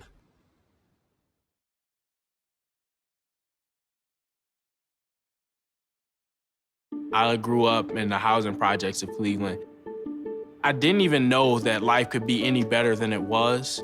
Education for me has been a way to get away from the agony of what was normal life. I want to be able to impact the community, not just look back on where I came from, but to reach back to where I came from and pull some people up with me. My name is David, and I am your dividend.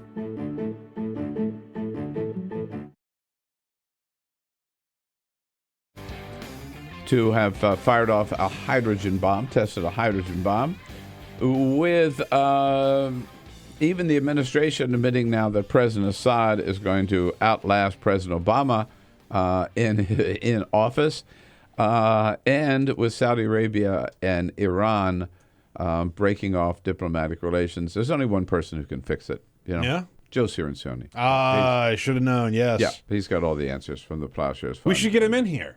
Yeah, why don't we try to do that? Let's see if we can get him in for the next segment. All right, we'll see if we can get him in for the next half hour. Yes. Meanwhile, on the Republican campaign trail, it's just so much fun to see now. Ted Cruz, he's the new front runner in Iowa. Looks like he might even, if he's not already, right, bypass and go around Donald Trump and win the Iowa caucuses. And so Donald Trump has played a little card that he's had in his back pocket waiting for this moment. It's not the race card. It's the birther card. Donald Trump suggesting that Ted Cruz may not even be eligible for president because he was born in Canada, even if constitutional scholars say this is not a problem. Really, Donald Trump says, well, it's still there's a cloud hanging, and Republicans better be careful. Here he is with Wolf Blitzer on CNN yesterday. If Ted should eke it out, and I hope that doesn't happen, and he's got this cloud over his head, I don't think it's going to be possible for him to do very well. I don't think it's actually possible for the Republicans to let it happen because he'll have this cloud. What I love about that is Trump sounds so reasonable, right? Yeah, he really does. Yeah. I mean, he makes a very solid argument. I'm just pointing out, right? Hey. That they're taking a big risk because he could become the nominee or even get, God forbid, get elected. And then for 2 years, we wouldn't know whether we already had a legitimate president or not. This is the same argument that Donald Trump and others, a lot of others, Republicans, used against Barack Obama. Some of them still do, right? But here's the surprise yesterday. It wasn't just Donald Trump who said this. John McCain, appearing on Chris Merrill's radio show, is asked about this. Do you think this is a big issue? What's the answer, John McCain? I do not know the answer to that. I know it came up in my race because I was born in Panama, but I was born in the Canal Zone, which is a territory. Barry Goldwater was born in Arizona when it was a territory when he ran in 1964. But you were born on a Supreme base, too, Court. weren't you? Yeah, I was Okay. it's a U.S. military base. Yeah. That's different from being born on foreign soil. Man. Oh, you can tell John McCain doesn't like Ted Cruz. He was born on foreign soil. Oh, yeah, unlike me. So this issue is not going away. Ted Cruz says, no, it's all settled. It's all settled. I'm not going to talk about it. But it could be a factor in Iowa if Trump is successful in raising just enough questions about this. Do we have a real, legitimate candidate in Ted Cruz? And it's delicious to see Republicans have to suffer their own This fate. is the Bill Press Show. So this is my computer. This is your computer. Let's go on the internet. Let's go. Click it. Yes. Okay. I cursor in between the R and the E. If I say dot, I want you to just push the period. She's gonna love me all over again. That's it. Jamaica, here you come. Here we go. Good job. Thank you. Thank you. And I did it by myself. Feel smarter. So, I'm kind of new here, but I've noticed a trend. My human does this funny thing where she goes around and gets all my toys, and then she hides them in that basket by the door. But it's always the same basket, and it's always in the same place. And then she acts so surprised when I find them, but, she's putting them in the same basket. Again. It's like, hello, that's where you put it last time. You were the worst at hide and go seek.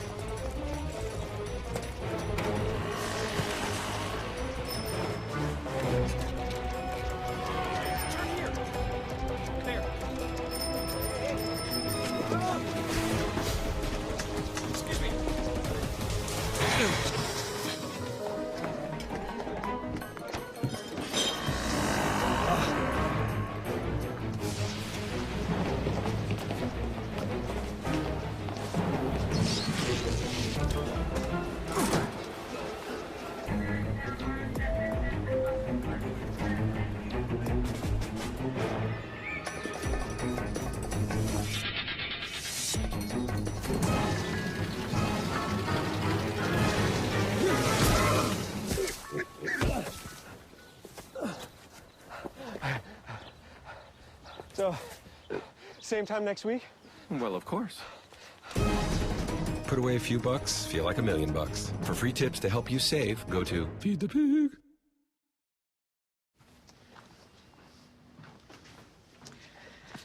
All right. I know this isn't any fun to talk about, but we should. Okay. So who's going to do what? I'll pack the dead batteries. Great. I'll only put what I don't need into a duffel bag. Perfect. That's totally unhelpful. No problem. Meanwhile, I will try to comfort everyone by speaking in a calm voice. And I'll try to get the generator going without any gas. Oh, let's not forget the cell phones, which probably won't work. Right. And who is going to handle supplies? I can forget to do a list for us. Thanks, pal. Well, I think we couldn't be any less prepared. I'm proud of you guys. Talk to your kids about who to call, where to meet, what to pack. Visit ready.gov/kids for tips and information. Hey, thanks for stopping by. I followed your character since the first episode. I'm a big fan, big fan. Thank you. And listen, your storyline, it makes for incredible TV drama. Thing is, your drug use is very adult content. Too adult for the kids. So I'm gonna have to block you. Oh, man. Yeah. Well, have a good one. You're a nice lady.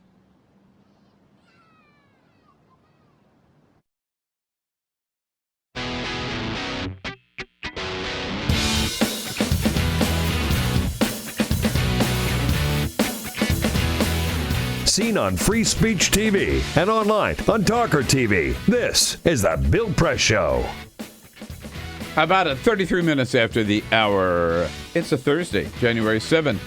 This is the Bill Press Show, and we are here on Capitol Hill in Washington, D.C. Brought to you today by the International Brotherhood of Teamsters. We all live better because of the good work of the men and women of the Teamsters Union under President Jim Hoffa. We salute them for their good work and thank them for their sponsorship of the program. You can find out more about them and everything they're up to, all the good things they're up to, at teamster.org. Well, we had some good news on the economy yesterday. U.S. auto industry, we sold more cars in 2015 than any year ever in American history. So there's some good news on the domestic front. The rest of the world is a total mess. And there's only one guy we know who can fix it. I told you we could get him in. Joe Cirincione. Thanks for having me in. Here's the man with the answers from the Plowshare Fund. Joe, good to see you. Happy New Year. Happy New Year to you, too. Thanks. Yeah, so you look very good in that Carol Press I scarf. love this scarf. You do. It makes me feel warm just looking at it. It's Carol Press scarf weather out there. It is. This is Carol Press scarf. Damn And sure. if you are not duly outfitted like Joe Cirincione is, or I am, or Peter is, or all the rest of us, go to carolpressscarves.com. And I'm not wearing this just because I'm on your show. I wear it every day. This is my outfit. But I wear mine every day, but I have to. Joe, let's start with North Korea. I mean, we want to go to big news, start off the year, and then we see this announcement from North Korea that they say they've tested a hydrogen bomb. Did they? No. They did not. Nothing like starting the year off with a bang, huh? Or with a fake orgasm? It's another one. You know, I said yesterday, Kim Jong-un is the Donald Trump of North Korea. He makes these outrageous statements, but that doesn't mean they're true. Yeah. So we saw you all over ABC yesterday, Joe. That's a good line. It's another example. Just last year, he claimed to have a submarine-launched ballistic missile, and they had the video, and there's a submarine. There was him. You saw the missile pop up out of the water. On closer examination, it wasn't launched from the sub. It was an underwater barge. It wasn't an actual missile launch. It was kind of a pop-up. It went 100 yards and then dropped back in the ocean. Same with this. Was there a nuclear explosion? Yes. Was it a hydrogen bomb? No. How do we know? Seismic signals. The Comprehensive Test Ban Treaty Organization maintains a worldwide monitoring system of acoustical, seismic, atmospheric sensors, and they can measure these things with incredible precision. Yeah. And they could see that this was an explosion. They could see it was a nuclear explosion. The signal describes nuclear. But it was only about 6 kilotons. 6 kilotons is about half the size of a Hiroshima bomb. A hydrogen bomb would be up in the 50 kiloton range. Even a failed hydrogen bomb test would be 20, 30. So most experts doubt very much this was a hydrogen bomb. Certainly not a successful hydrogen bomb. Isn't, however, let's say it was just a nuclear test. That's still bad news, right? It is still bad news. And it's still, isn't it against international law? Any tests? There has been an international ban on nuclear tests, the Comprehensive Test Ban Treaty, since President Bill Clinton negotiated this in the 1990s. 183 countries have signed it. No one else has tested since 1998, except for North Korea. Is that in the atmosphere or underground, both? Anywhere, anytime. And by the way, all these U.S. senators who are so upset about the North Korea test, what can you do about it? Well, maybe the Senate should finally ratify that treaty. It's been sitting there for 20 years. That would help increase the legal barriers. We signed it, but we've never actually ratified it. We're not going to test again. Right. You know, we've conducted 1,000 tests. We have all the technology we need to maintain our nuclear weapons. But you want to stop countries like North Korea. So today, the UN Security Council is meeting. They will condemn the tests. China's upset about this. This is their closest ally, the one that has the greatest pressure. We can expect China to exert pressure. You'll see a new round of sanctions. But then the question is, what do you do after that? Well, I was going to get to that question because there have been sanctions on top of sanctions for North Korea. But it's such an isolated country, with such a weird leader, right? Yeah. And it's almost like, if anybody can, they just thumb their nose at the entire world, right? So what can we do? Well, we have a model from dealing with Iran. When we started negotiating with Iran years ago, that looked like a pipe dream. Yes. An impossible task. Critics said, no, don't engage them. Don't reward bad behavior. But look what we accomplished. They're taking down their nuclear infrastructure. They're ripping out centrifuges as we speak. Sometime by the end of this month or early next, they'll be complete in the dismantlement of most of their program. I think the lesson we have to learn from North Korea is that when you ignore them, they do bad things. They're like that Glenn Close character in Fatal Attraction. Yeah. I will not be ignored. You can't just walk away with them. You have to engage. New York Times has a good editorial on it today. Sanctions, yes. pressure, yes, but now the Obama administration has got to recognize its policy has failed. It can't ignore North Korea. Start to engage. What exactly do they want? Where's the incentives that might couple with the pressure to get at least constraints on the program and maybe get to roll it back? Maybe we just send Dennis Rodman back. Huh? Yeah, Dennis. Right? Well, there might be some one of our finest diplomats diplomacy in there. You know, and a couple of days before the news from North Korea, we had the news of Saudi Arabia executing mass execution of these 47 people or whatever it was, including this one Shiite cleric, which has now caused a breakdown of communications or relations between Saudi Arabia and Iran. Not helpful. Yeah, not helpful at all. Sheikh Namir al-Namir. So this is he lives in Saudi Arabia, but he's in the minority. He's a Shia, and Saudi Arabia is a Sunni majority country, the leader, they like to think, of the Sunni Arab states. And he was a dissident. He was very critical of Saudi treatment of the minorities in that country. But he wasn't a terrorist. Yeah. So most of the people they were executing... He was basically a critic of the administration, right? Yeah. Exactly. It's like executing, I don't know... Me. Mort Saul, Bill Press. Under the Bush administration, because I disagreed with W. That's true. So it outraged Shias in the region. Shias are the minority Muslim sect in the region. And it was just, this whole thing was like an ISIS-style execution. 47 people at once. Right. Who does that? What is it? What is this? So why did they do it, and what's the reaction? Most people think this was primarily domestic, that in a region that is coming apart, the people of the region want strong leadership, and unfortunately strong leadership is demonstrated, some think, by things like this. So you show you're firm.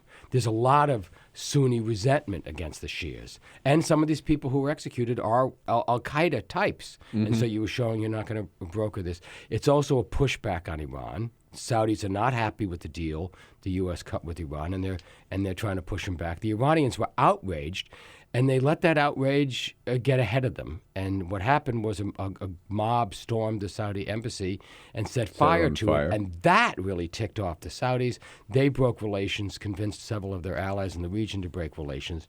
And now you have a diplomatic crisis. But we were counting on both of them to help us in the campaign against ISIS. Doesn't this blow that whole deal? In fact, and then there were the talks getting their help on Syria as well. Isn't that all just blown apart now? It's certainly threatened. It's certainly threatened. It is not good news. It makes everything more difficult. And it really taps into this fear that many people have had for the region, that what's going to happen, that what ISIS represents is a deepening Sunni-Shia split, that it's not just a terrorist group.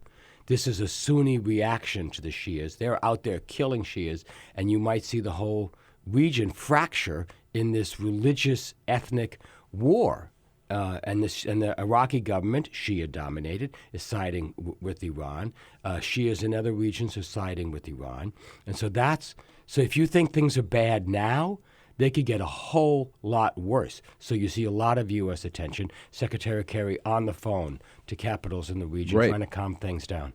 Well, and isn't it embarrassing for the United States that after Israel, our biggest ally, strongest ally, right, in the region is Saudi Arabia, and they do something like this mass execution?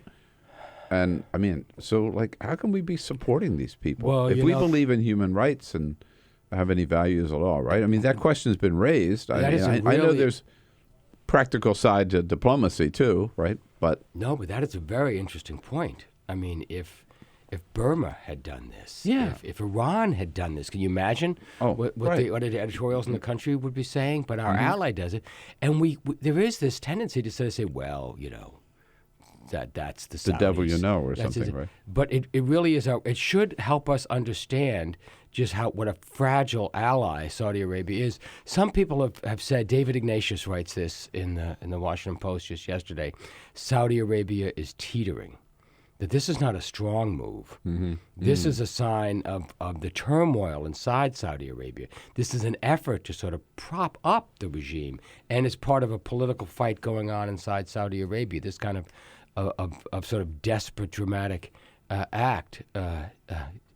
Yeah, I don't want me to keep bringing Donald Trump into everything, but it does seem that kind of, I'm going to be tough, I'm going to crush them, kind of thing. So it does have many stalwarts in the United States who have backed the U.S.-Saudi alliance, wondering about how solid this alliance is and whether we shouldn't start distancing ourselves from Saudi Arabia.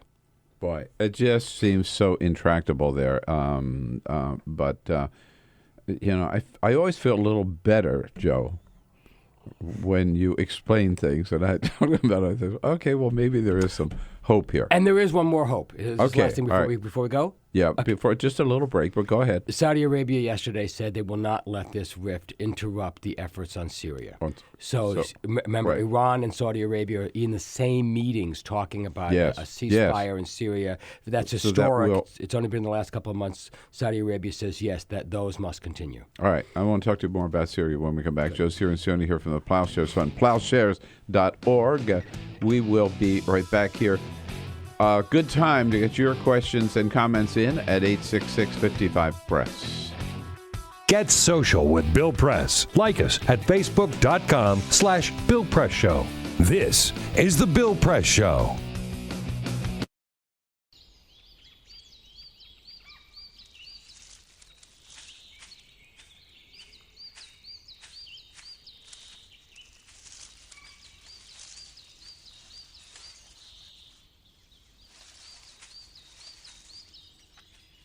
At Earth Justice, we defend the environment in the courtroom.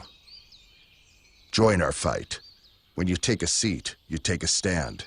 Earth Justice, because the Earth needs a good lawyer.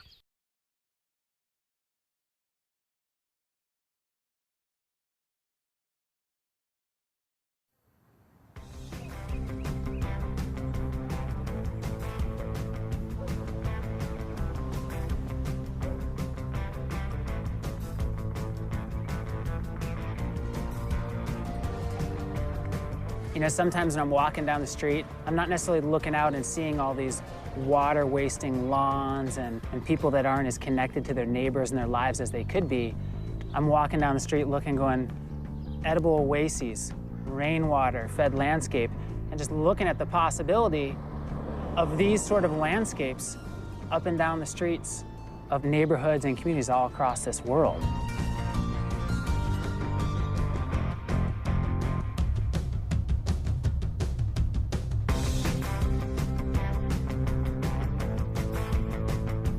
Small actions do ripple and they add up and they have a cumulative impact. And so when you're building upon your small mindful actions, you have the confidence and the ability to take on something a little bit greater. So that could be nice.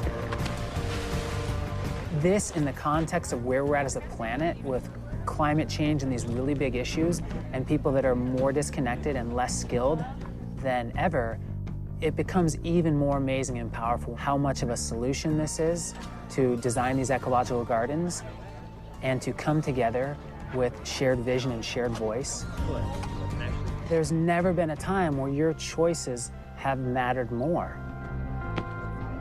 Doing something as simple as us transforming a landscape creates a model that anybody could look at far and wide, and you're sharing food and connecting and building skills together in your own neighborhood. It's a richer way to live in normal times, but in the new normal of climate change and erratic weather and economic upheaval, it becomes essential. Whether it's me, you, Gandhi, Che, MLK, Willy Wonka, whoever, past, present, or future, the power of our daily actions is all that we have. And like our community said, give me a place to stand and a lever long enough and I'll move the world. And that's what those simple actions do. They move the world every day.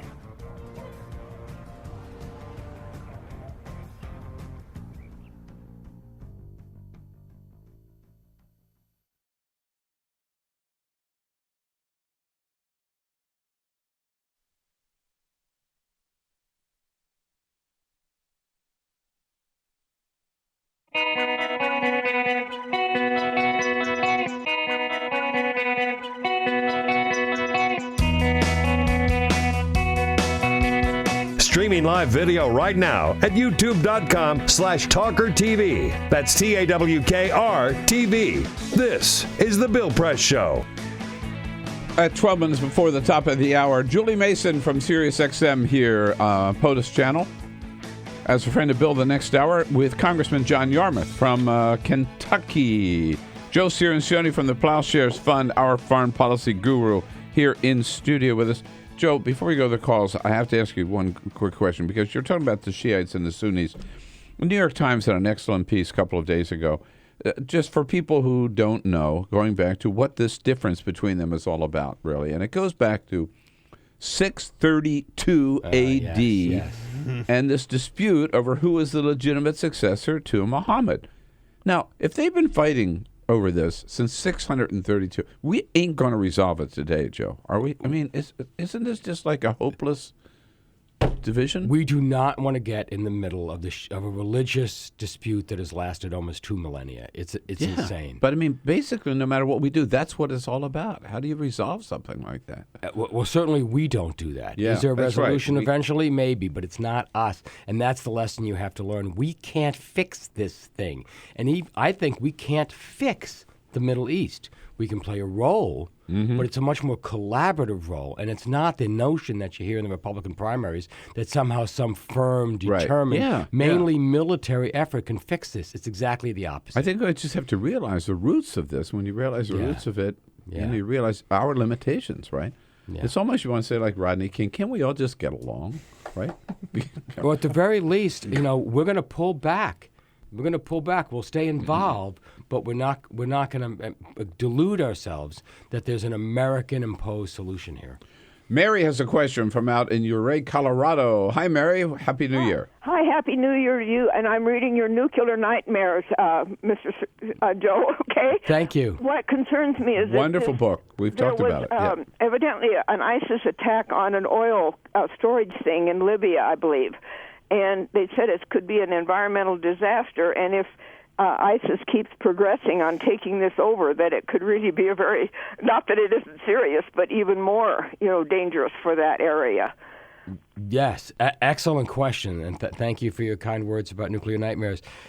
Libya is the backup plan for ISIS, and it may soon become an equally dangerous situation to that in Syria. They have an extensive presence in Libya. Remember, same problem.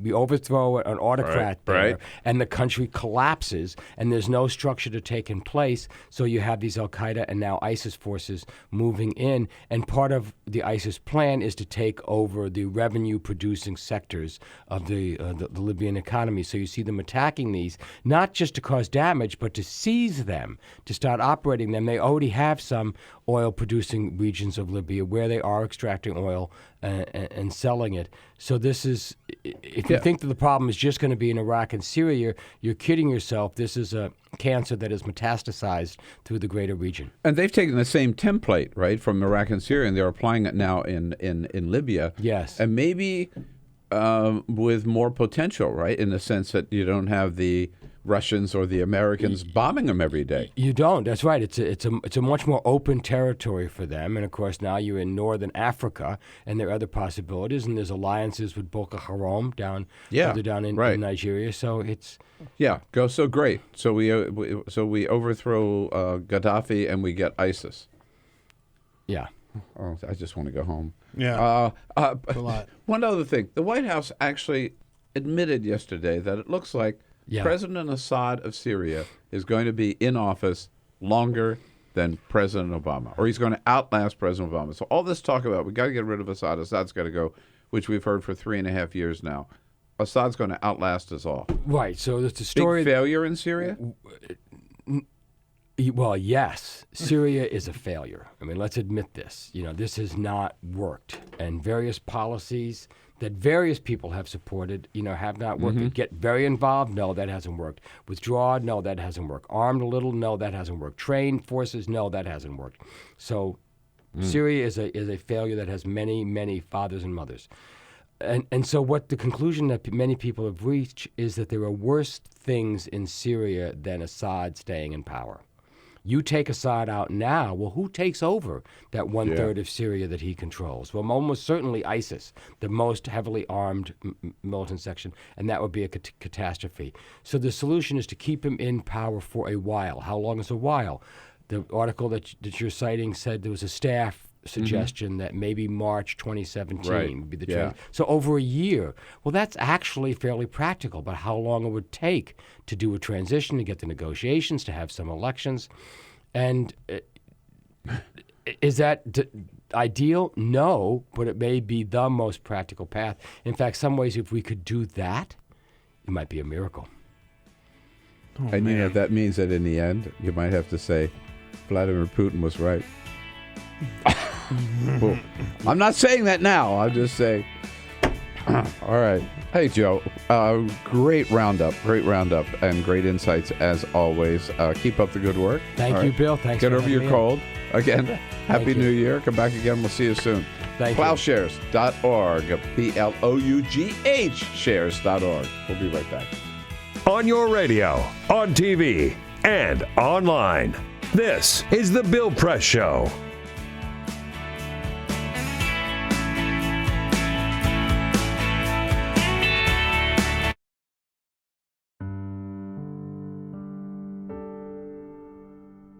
A few years ago, plastic bag waste in our city came to a tipping point. It was clear. We had a bag problem. My department was tasked to reduce plastic bag consumption. We needed to come up with ways to change human behavior. So we asked ourselves, would you like it back? What do people really hate? Yep. Getting punched in the stomach. Preliminary studies showed that the consequences weren't severe enough to warrant behavioral change. Actually, can I get that double bagged? So we thought, what do people hate more than getting punched in the stomach? Kissing Helga. Hey, big boy.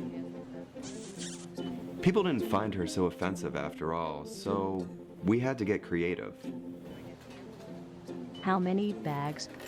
Okay, now pour this ice water down your pants. We tried everything.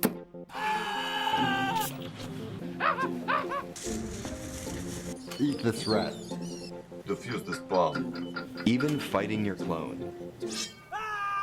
After blowing through millions of dollars of government funds on research, I came up with a brilliant idea. Why don't we just charge 5 cents per bag? That's a stupid idea. Would you like it back? Yes. 5 cents a bag. 5 cents? 5 cents? Do I still have the option of getting punched? Honestly, I don't know how everyone else missed it. Why don't you just get a reusable bag?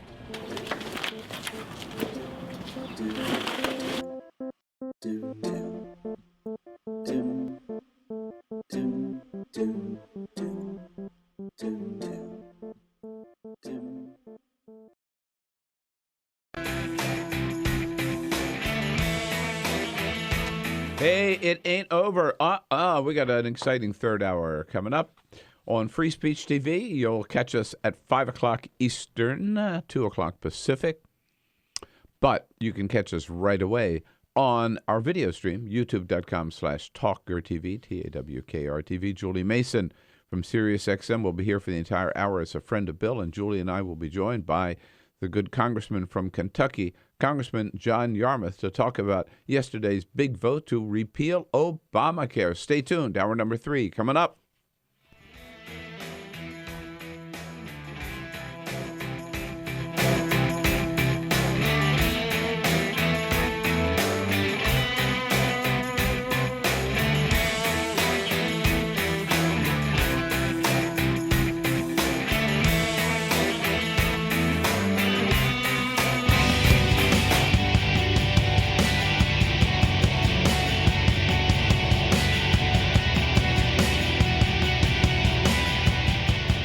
This is the Bill Press Show. Here we go. Julie Mason from SiriusXM POTUS channel on the press pool. She'll be here as a friend of Bill for the whole next hour. How about it? And we'll be joined by Congressman John Yarmuth from Kentucky. President Obama's got one thing on the schedule, 2 things on the schedule. He gets a daily briefing, gets that every day at 10 o'clock, and then nothing all day. He'll be preparing for the big town hall on CNN tonight. It's 8 o'clock on CNN East Coast time with Anderson Cooper talking about his new gun measures. And I'm looking at CNN, but they don't have their clock up right now. What? So I can't tell you how long you got to wait for it. But hang around. For This is Julie the Mason. Bill Press Show.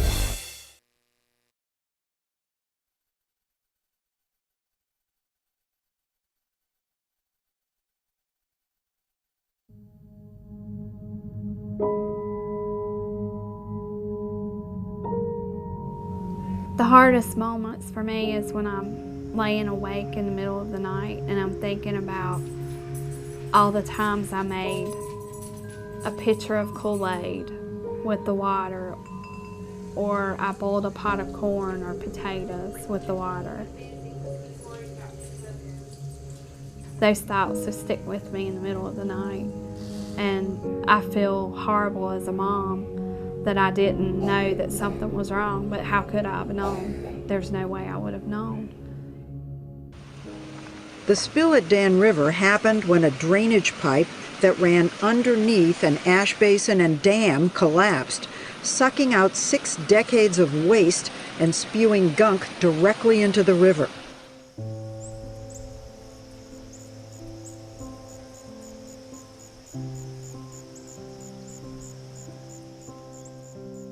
My husband and I just kind of looked at each other like, should we be concerned? We live right next to an ash pond, and this was coal ash spilling into the Dan River, and we learned at that point all of the toxins that were included in coal ash. A situation like Dan River, where there was a catastrophic disaster, gets people's attention, but the fact is that these coal ash pits have been leaking and poisoning people's groundwater and the state's surface waters for decades. Coal ash is the residue left behind after coal is burned in a coal-fired power plant. A large coal-fired power plant can burn 10 million tons of coal a year. When the organic matter in the coal is burned away, what's left behind are these trace minerals, things like arsenic, lead, mercury, selenium, and chromium. And these are highly concentrated. The coal ash can have concentrations of these contaminants that are 10 to 100 times greater than the level in the coals themselves. Coal ash pond number 1 is right behind my house, literally pretty much in my backyard. We were approached by a neighbor who was wanting to have their well tested, and we decided that maybe we should have ours tested as well. They found hexavalent chromium at 4.5 parts per billion. So in talking to the residents, we have discovered anecdotal evidence of an extraordinary number of cancers for this fairly small community. Some of us in the community got together. We started kind of talking about all the cancer that we've seen in some of our family friends in this community. I think we had somewhere in the neighborhood of around 70 names. So we had some help from our river keepers putting a map together, and it was a little shocking to see it. You know, I still have a hard time looking at it. Technically, EPA has not regulated coal ash as a hazardous waste, but it is undeniable that coal ash contains many, many hazardous substances that are hazardous, in fact, to people and the environment. And the only reason they have not been regulated as such is because of intense lobbying efforts by the coal industry and its allies.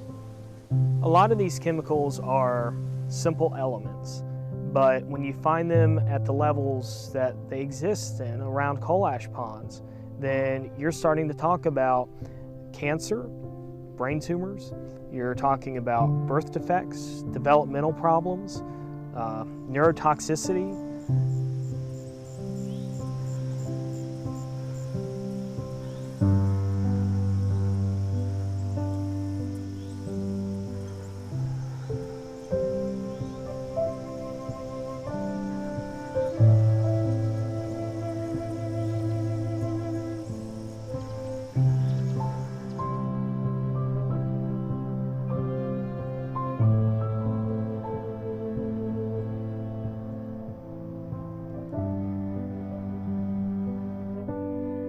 We began to look at legal options. cases that we could bring in court to protect communities and their citizens from these toxic leaking time bombs. In 2002, North Carolina enacted a public financing mechanism for judicial elections. This kept private money out of judicial elections. The repeal of the public financing program in judicial elections in North Carolina creates a dangerous precedent for all, and it gives corporate polluters and other special interests the opportunity to elect the judges that they want. And this is important for us all. Everyone should care about this. Because when you think about the fact that the state and the federal government have basically abdicated their responsibility to regulate these issues, the state courts are the last stopgap. I think this is no longer a problem that's going to go under the radar. It has been exposed, and I am confident that we will ultimately, with the facts, win out and ensure that we have protected waterways. And so this is something that we all should care about. If we're worried about the water we drink and the air we breathe, we have to be concerned about money in judicial elections.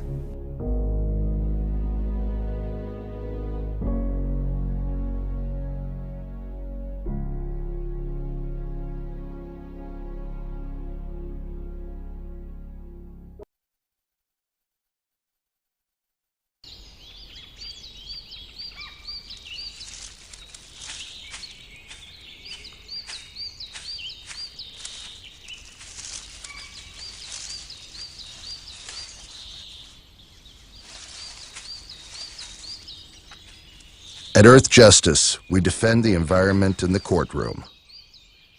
Join our fight. When you take a seat, you take a stand. Earth Justice, because the Earth needs a good lawyer.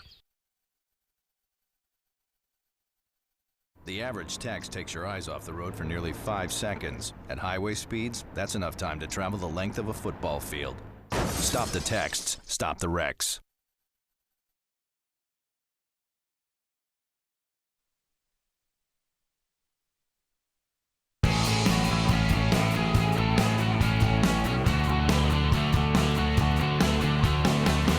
Broadcasting around the nation, on your radio, on your TV, and online. This is The Bill Press Show. They did it again. Over 60 times now, the House has voted to repeal Obamacare and replace it with nothing. Over 60 times. Didn't Einstein say something about in the definition of insanity? Doing the same thing over and over again and expecting a different result. What does that tell you? You make the conclusion. Hello, everybody. It is the Bill Press Show. Welcome on this Thursday, January 7th. So good to see you. So good to have you with us. Coast to coast on the radio, on your local progressive talk radio station, and on those two great radio apps, TuneIn or iHeartRadio. They're both free. Download them. Follow us on the radio wherever you go. And it's good to have you with us on Free Speech TV. Hello there in TV land. And worldwide on our video stream, TawkrTV. And what a great way to start the new year. What an exciting day to have with us the host of Press Pool on Sirius XM POTUS channel, the one and only Julie Mason. Nobody does it better. Good morning. I would only get up this early for you, Bill. Seriously. It is remarkable to see you this early in the morning. Because normally you see her at from 3 to 6 p.m. in the afternoon, which means she rolls out of bed about 1 o'clock. The crack of noon. Yeah. The crack of noon. Usually I'm still in REM sleep at this time. You not only do a great program, but you also have a lot of fun at it, which love it. Mm-hmm. And you know what?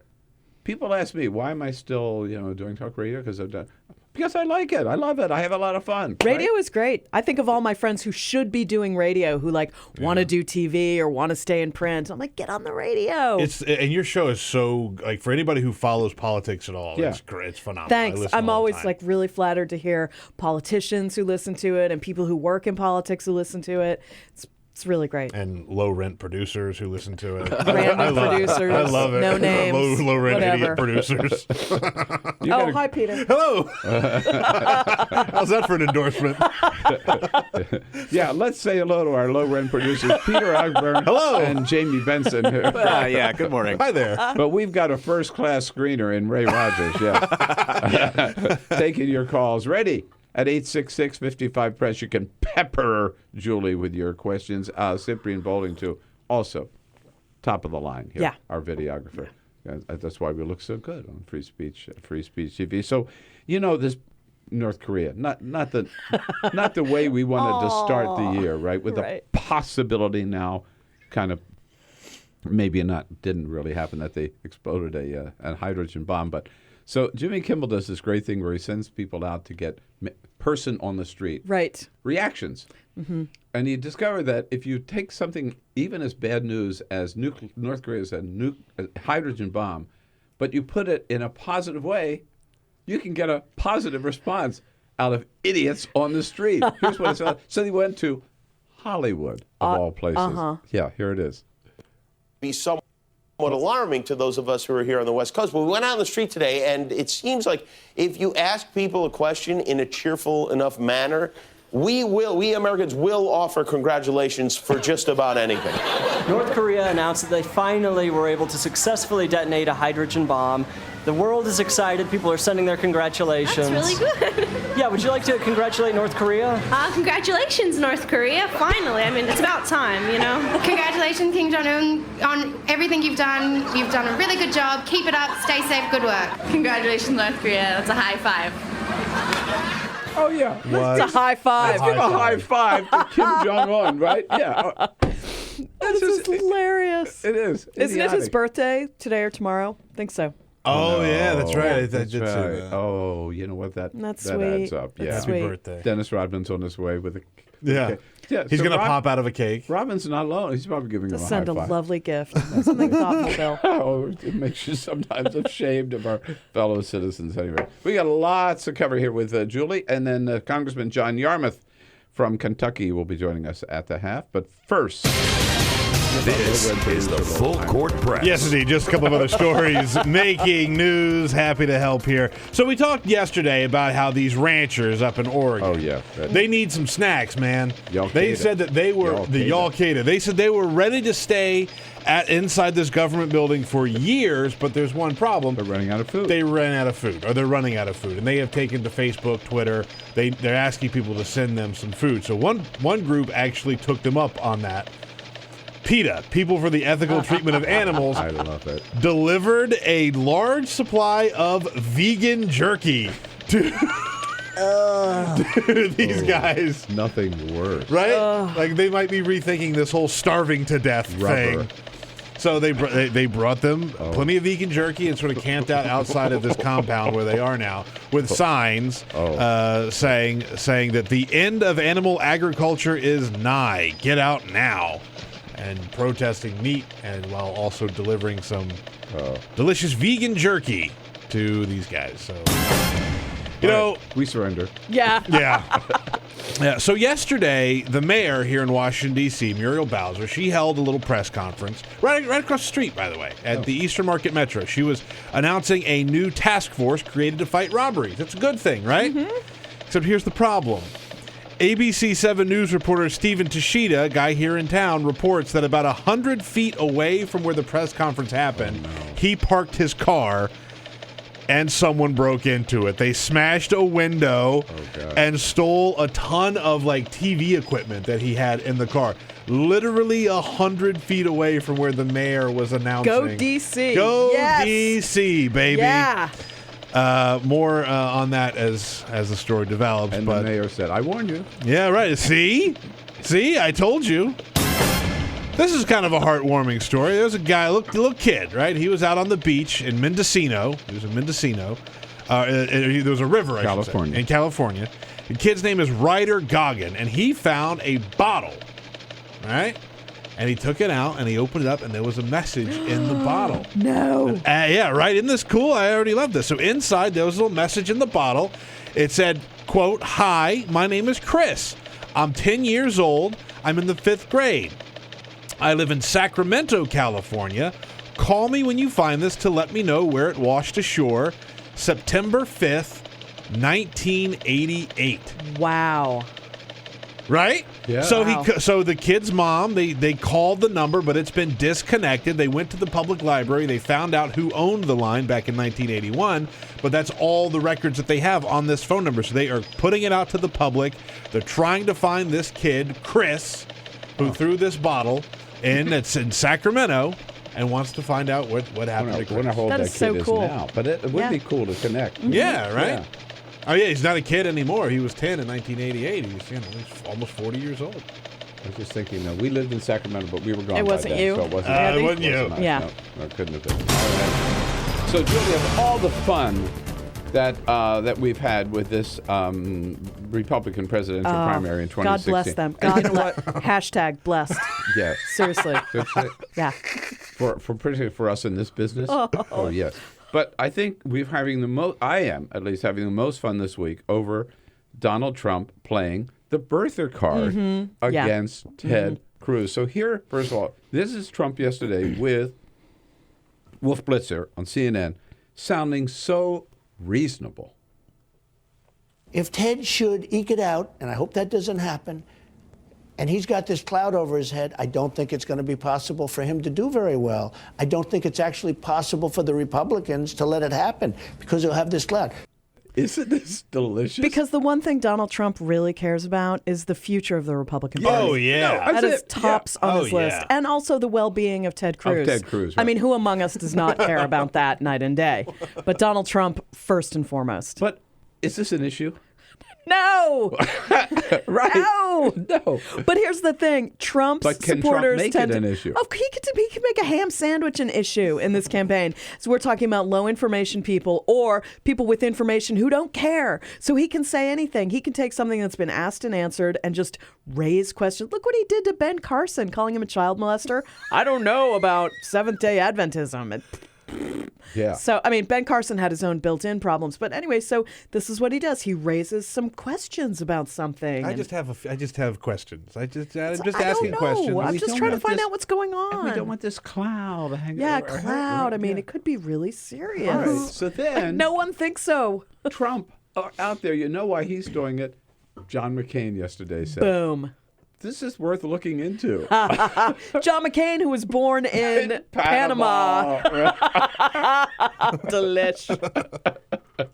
Shows you how much affection there is for Ted Cruz among his fellow Republicans in the Senate. Right? One of the fascinating things about Ted Cruz is how different he is on the campaign trail as opposed to how he is in Washington.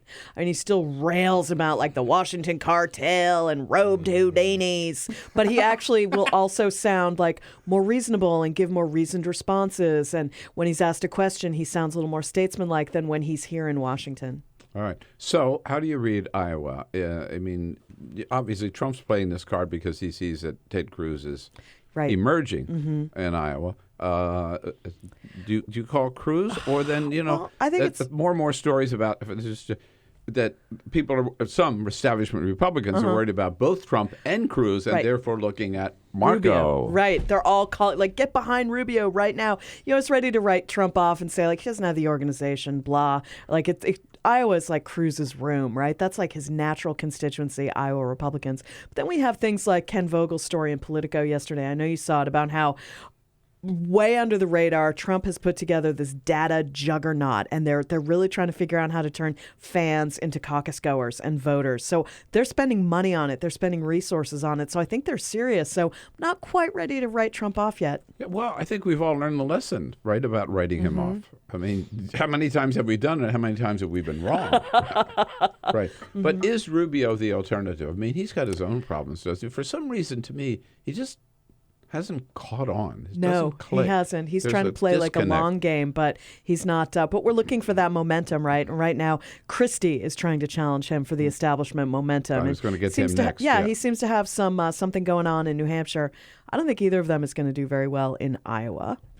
I don't think that matters, but. Yeah, Christie's really challenging him for it. So now the threat for the Republican Party is that Christie and Rubio are going to split that part of the vote. And isn't it interesting that Ben Carson Gone. history. He's Yeah. like down Not in the even on the- basement not sobbing with Jeb Bush. Well, with Armstrong Williams. But I mean, it's really all over for him. I mean, Politico has a story this morning.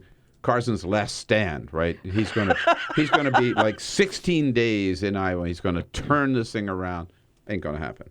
Everything we said about him is coming true, right? That he didn't know how to campaign. He didn't know what he was doing. He was not prepared. It's not.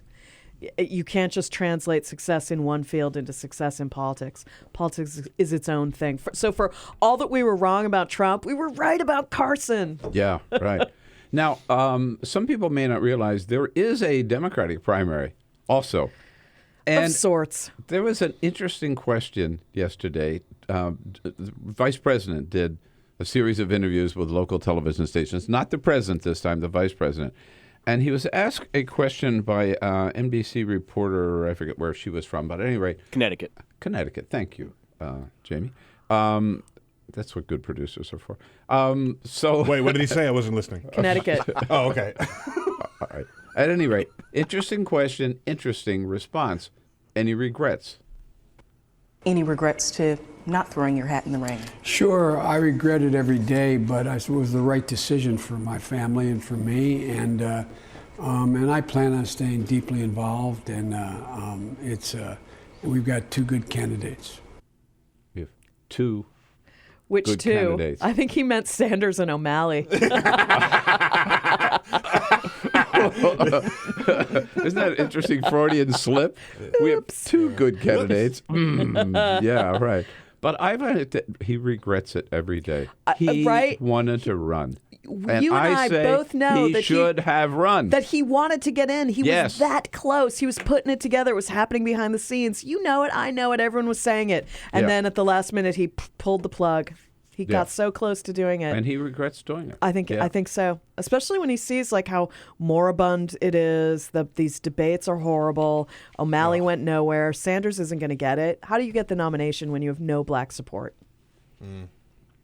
I would agree with that now, but at the same time, look at Bernie has done. I mean, he raised $33 million in individual contributions. Jeb Bush has a lot of money too. I know, right?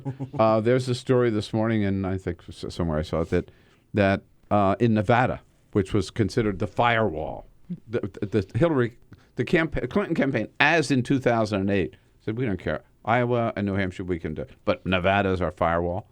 Obama cracked the firewall in 2008. Mm-hmm. Bernie has picked up significant new support in Nevada, and people are starting to say, "Uh-oh, maybe there's some problems in Nevada." So, but it's just, I think, is it impossible for you that Joe could still jump in? No. If there's always the chance that the Clinton campaign could just blow up.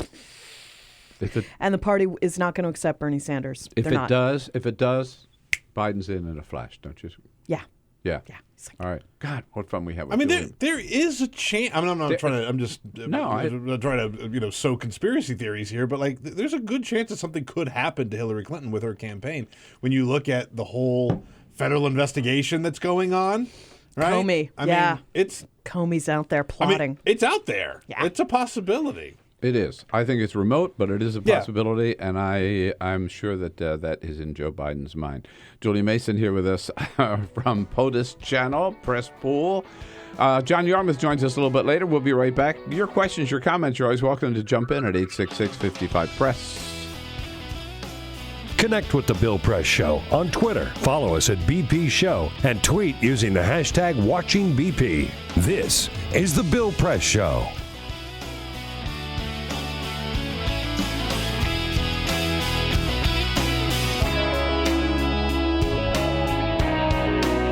This is my computer. This is your computer. Let's go on the internet. Let's go. Click it.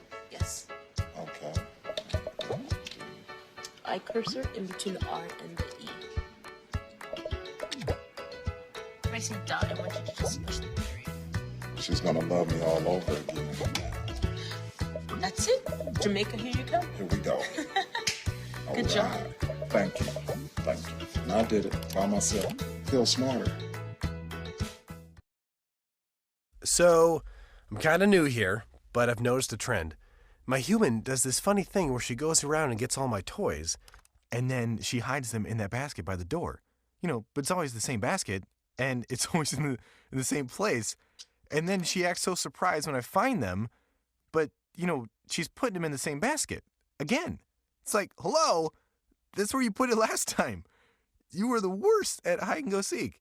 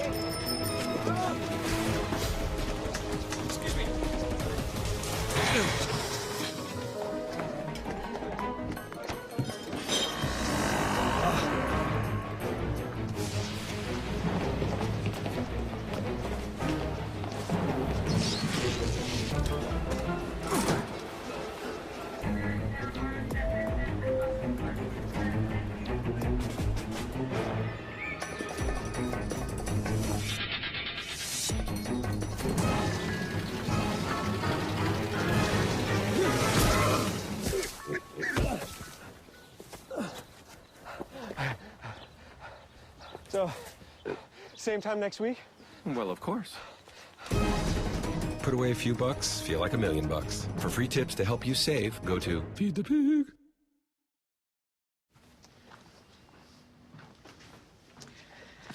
All right. I know this isn't any fun to talk about, but we should. Okay. So who's going to do what? I'll pack the dead batteries. Great. I'll only put what I don't need into a duffel bag. Perfect. That's totally unhelpful. No problem.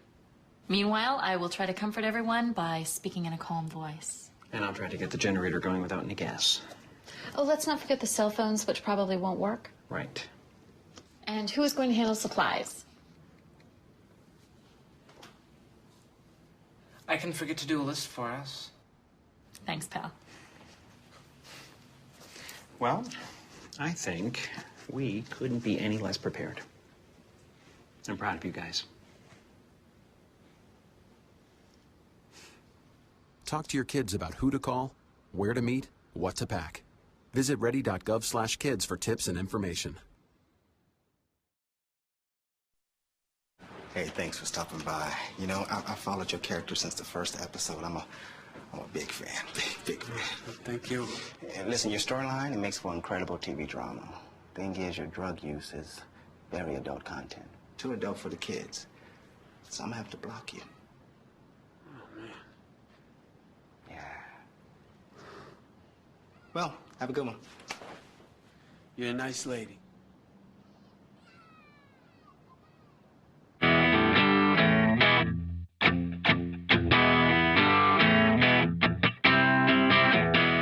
This is the Bill Press Show. All right, at 26 minutes after the hour, here with Julie Mason from Press Pool on Sirius XM, POTUS Channel. 3 to 6 p.m. every weekday afternoon. That's East Coast time, of course. Catch up with Julie. I know many of you do. And we will be joined by Congressman John Yarmuth from Kentucky at the half hour. Looking forward to that. President Obama, it is now 11 hours, 33 minutes, and 9 seconds. The big town hall on CNN tonight. Big rollout from the White House on these gun measures. Is he doing the right thing? Will it make any difference? Yeah, I don't know about that. It seems to be kind of small ball, but he feels strongly about it. Here's where I give them credit is so often, Bill, we see the White House announce a big new push on something, and it's going to be major, and he gives a speech, and then it just kind of peters out, right? Yeah. He is never willing to do the big sales. He's never willing to take it to the people and make the pitch. He feels like the merit of his ideas should be sufficient to carry the day. But now, at this 11th hour, they've got Biden out there doing those interviews that you mentioned yesterday, the president with his thing the other day. He's doing the thing tonight. So we're seeing some sales. So they're actually putting some effort behind their initiative. And you're right. You use the word small ball or whatever. It's probably all that he could do by executive order. But it will make at least a tiny bit of difference, and it's a step in the right direction. I think you got to give him credit for that. But here's the problem: Democrats who give him a pass on this and say like, "Well, he couldn't get it through Congress; they won't let him do." Okay, well, you're going to love when President Ted Cruz is using executive action to circumvent. If the Senate goes Democratic and President Ted Cruz is going to be using all these executive actions, and then people will be like, "Limits of executive power! Someone should sue him." Yeah, we saw that play out during the George W. Bush administration. We did, indeed. Let's come back with Congressman John Yarmouth and Julie Mason. Stay with us. This is the Bill Press Show.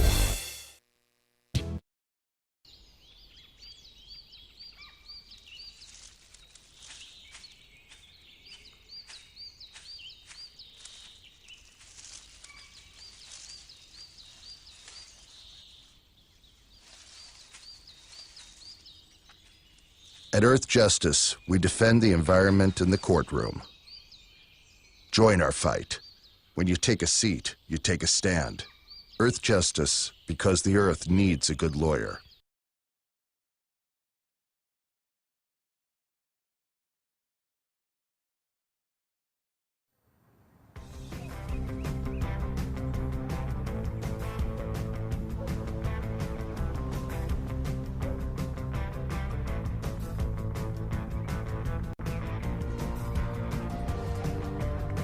You know, sometimes when I'm walking down the street, I'm not necessarily looking out and seeing all these water-wasting lawns and people that aren't as connected to their neighbors and their lives as they could be. I'm walking down the street looking, going, edible oases, rainwater, fed landscape, and just looking at the possibility of these sort of landscapes up and down the streets of neighborhoods and communities all across this world.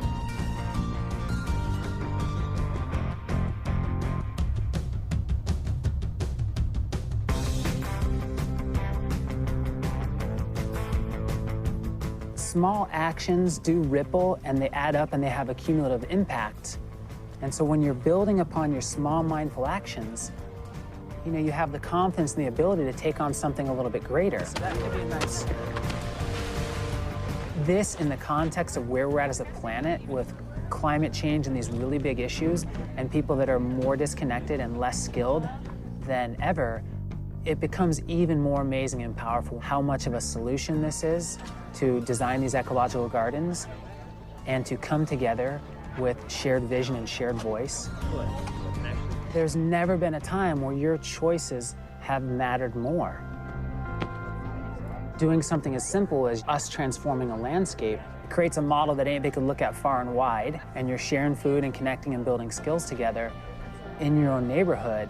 It's a richer way to live in normal times, but in the new normal of climate change and erratic weather and economic upheaval, it becomes essential.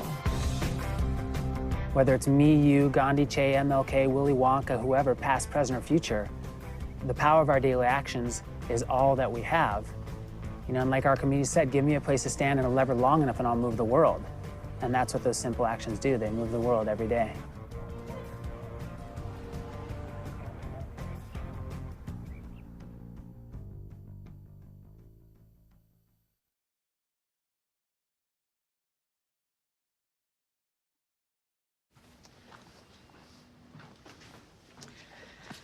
All right. I know this isn't any fun to talk about, but we should. Okay. So who's going to do what? I'll pack the dead batteries. Great. I'll only put what I don't need into a duffel bag. Perfect. That's totally unhelpful. No problem. Meanwhile, I will try to comfort everyone by speaking in a calm voice. And I'll try to get the generator going without any gas. Oh, let's not forget the cell phones, which probably won't work. Right. And who is going to handle supplies? I can forget to do a list for us. Thanks, pal. Well, I think we couldn't be any less prepared. I'm proud of you guys. Talk to your kids about who to call, where to meet, what to pack. Visit ready.gov/kids for tips and information.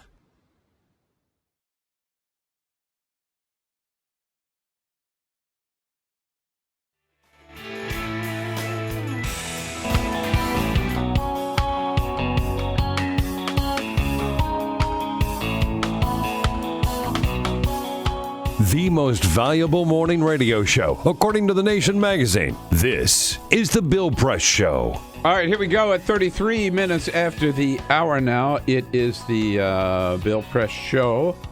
We're coming to you live from Washington, D.C., and we're brought to you today by Amalgamated Bank, a bank with progressive values. That sounds like a contradiction in terms, doesn't it? But it's not.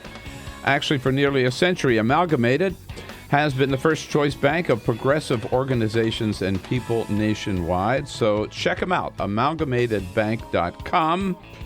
You can do your banking and be a proud progressive at the same time. And we're proud today, doesn't get any better than this, to have in studio with us as a friend of Bill for the entire hour, Julie Mason, host of Press Pool on Sirius XM POTUS channel every afternoon from 3 to 6 East Coast time. And one of those people tuning in every chance that he can to get the pearls of wisdom from Julie Mason is Congressman John Yarmuth from Kentucky. Right. Absolutely. Representing Kentucky's 3rd District.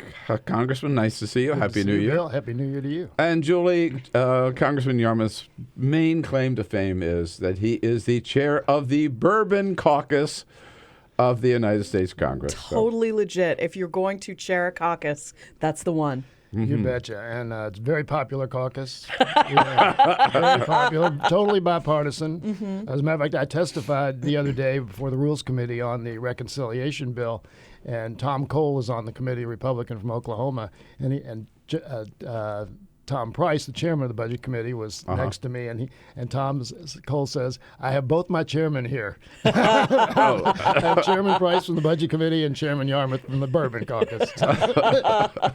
So, what time do you have your meetings of the Bourbon Caucus? Around 5 or 6? Usually late afternoon. Late afternoon. As needed. We've had very, very big events. I mean, a couple years ago, we had a Kentucky Derby-related event, and had 700 people in the foyer in the Rayburn building, and it was very popular. Were you invited to that one, Julie? Weirdly, no. Right, Yeah, I'll make sure you was get. I. I'll make sure you get invitations. I think the next time. The next time Absolutely. we'll be there. All right. So we're glad that Congress came back to town and got off to a big, roaring start yesterday, voting to repeal Obamacare. What did you replace it with? Good question. 60-second vote. Is that what it is? 60-second vote to repeal. I knew it was over 60. Obamacare, since the Republicans took over the majority.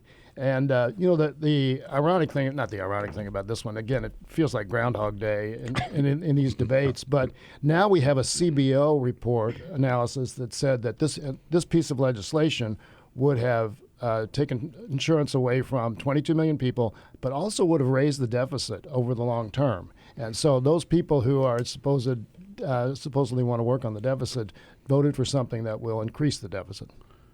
Unbelievable. Yeah. But look, that gets to the question.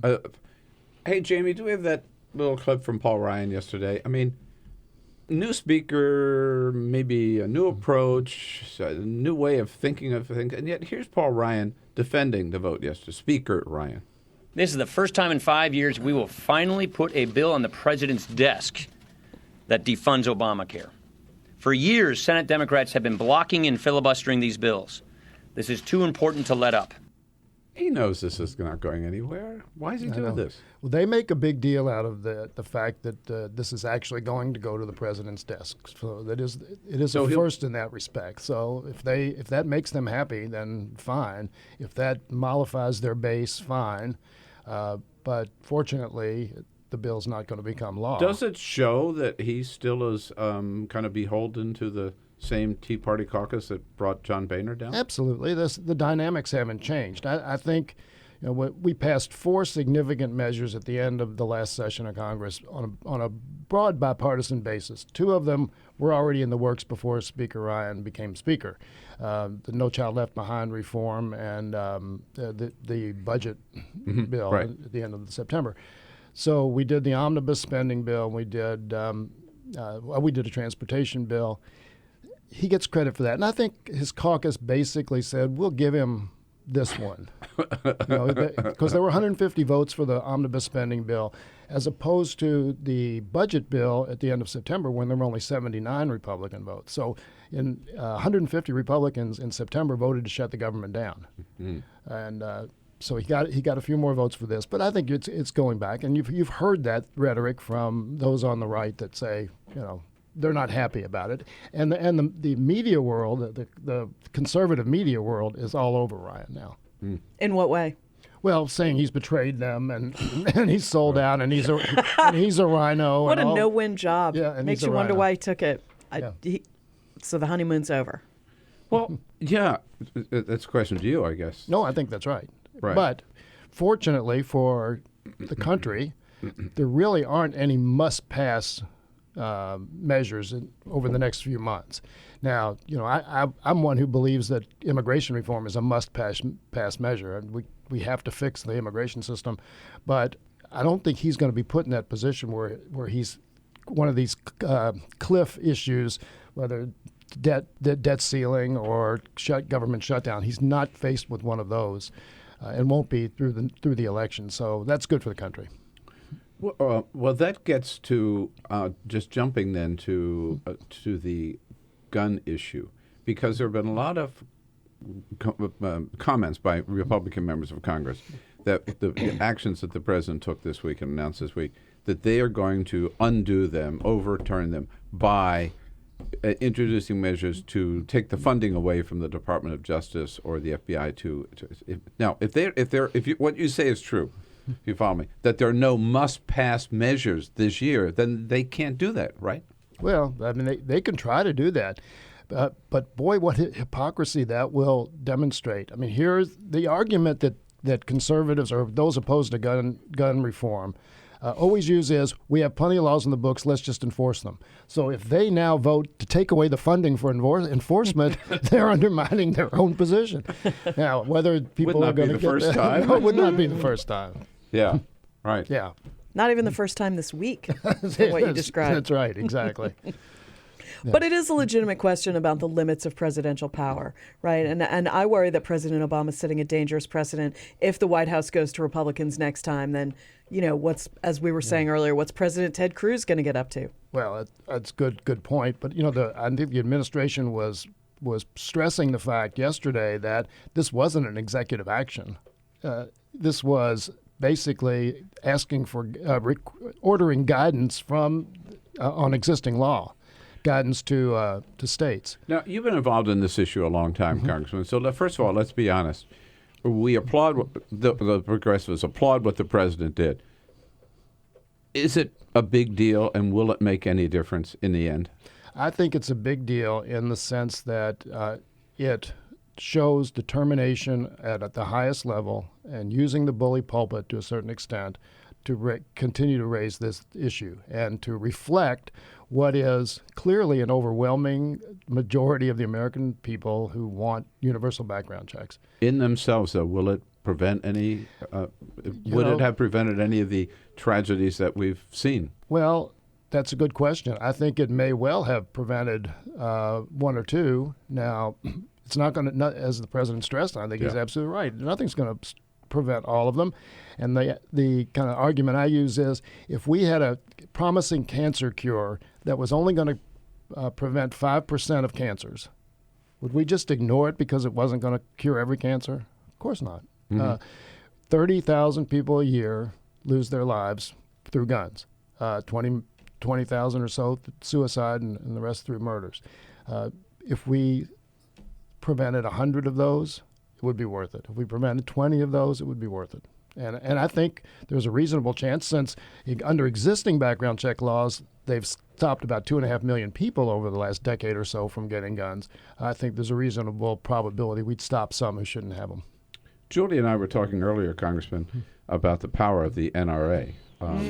You know a little about that, or the limits of their power. Yeah. Yeah, you've defied them. Yeah, well, I think the and won. Yeah. Right, Joel? Yeah, I mean, yeah. And I'm not the only case. I remember going way back in Chicago, Abner Mikva lost because of the gun issue, supposedly. That was kind of the myth, that Abner Mikva lost, and this is going back 30 years or 40 years, that he lost his seat in Illinois based on his gun votes. And since then, there's been this mythology that the NRA is so powerful. This, like many other things, the NRA's power right now is based on Republican primary election dynamics. It has. There are not that many people in any congressional district who are going to cast a vote based on your gun position.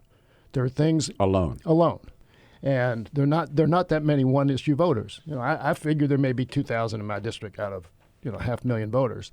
So, question is, they might make a difference in a 51-49 race, but in most races they're not going to make any difference. And from a Democratic perspective, most of the opposition to gun reform legislation gun safety legislation are Republicans. They're not going to vote for a Democrat anyway. So how many votes really are moved by NRA impact? I just don't think there are that many.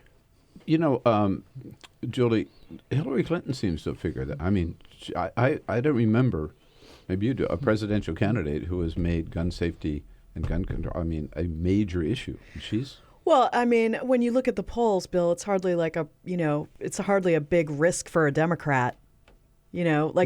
She might have come out earlier on marriage equality.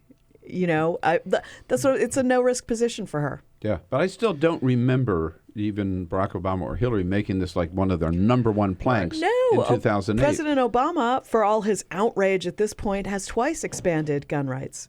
He said you could carry him on an Amtrak and also in a national park. Signed that legislation. Signed it, yeah. I agree with you, Bill and Hillary. I think the kind of the magnitude or the intensity of her position is significantly greater than it would need to be to placate people like me. Yeah, that I remember.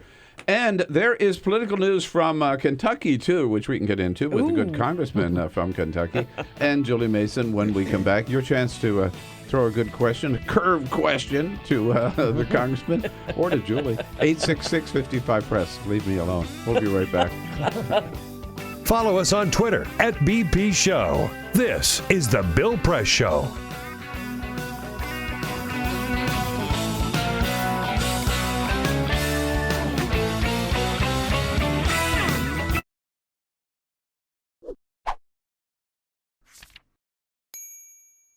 So you're drowning in student debt, and it looks like there's no way out.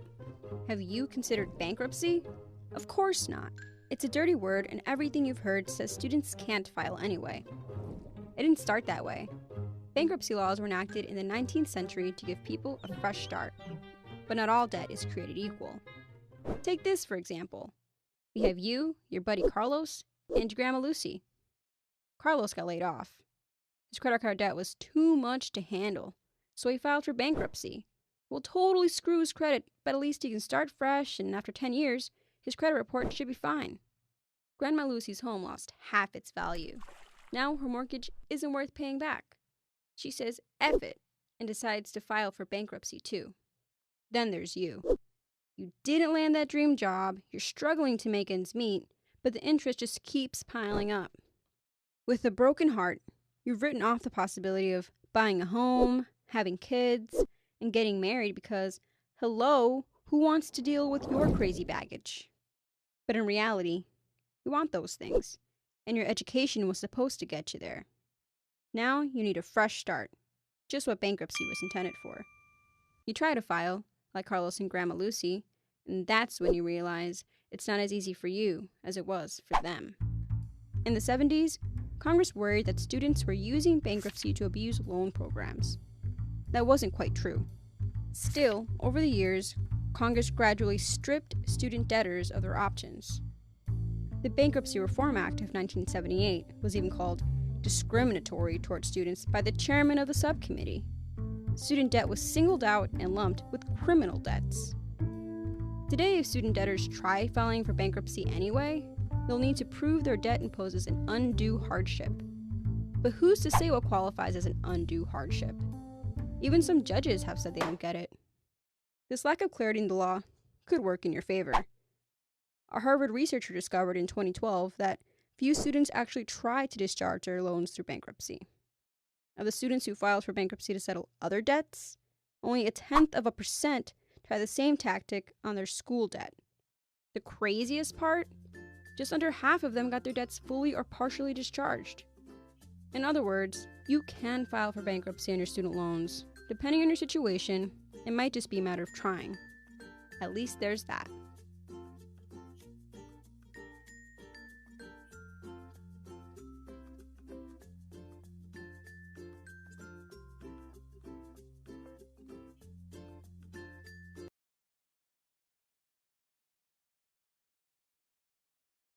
The average text takes your eyes off the road for nearly 5 seconds. At highway speeds, that's enough time to travel the length of a football field. Stop the texts, stop the wrecks.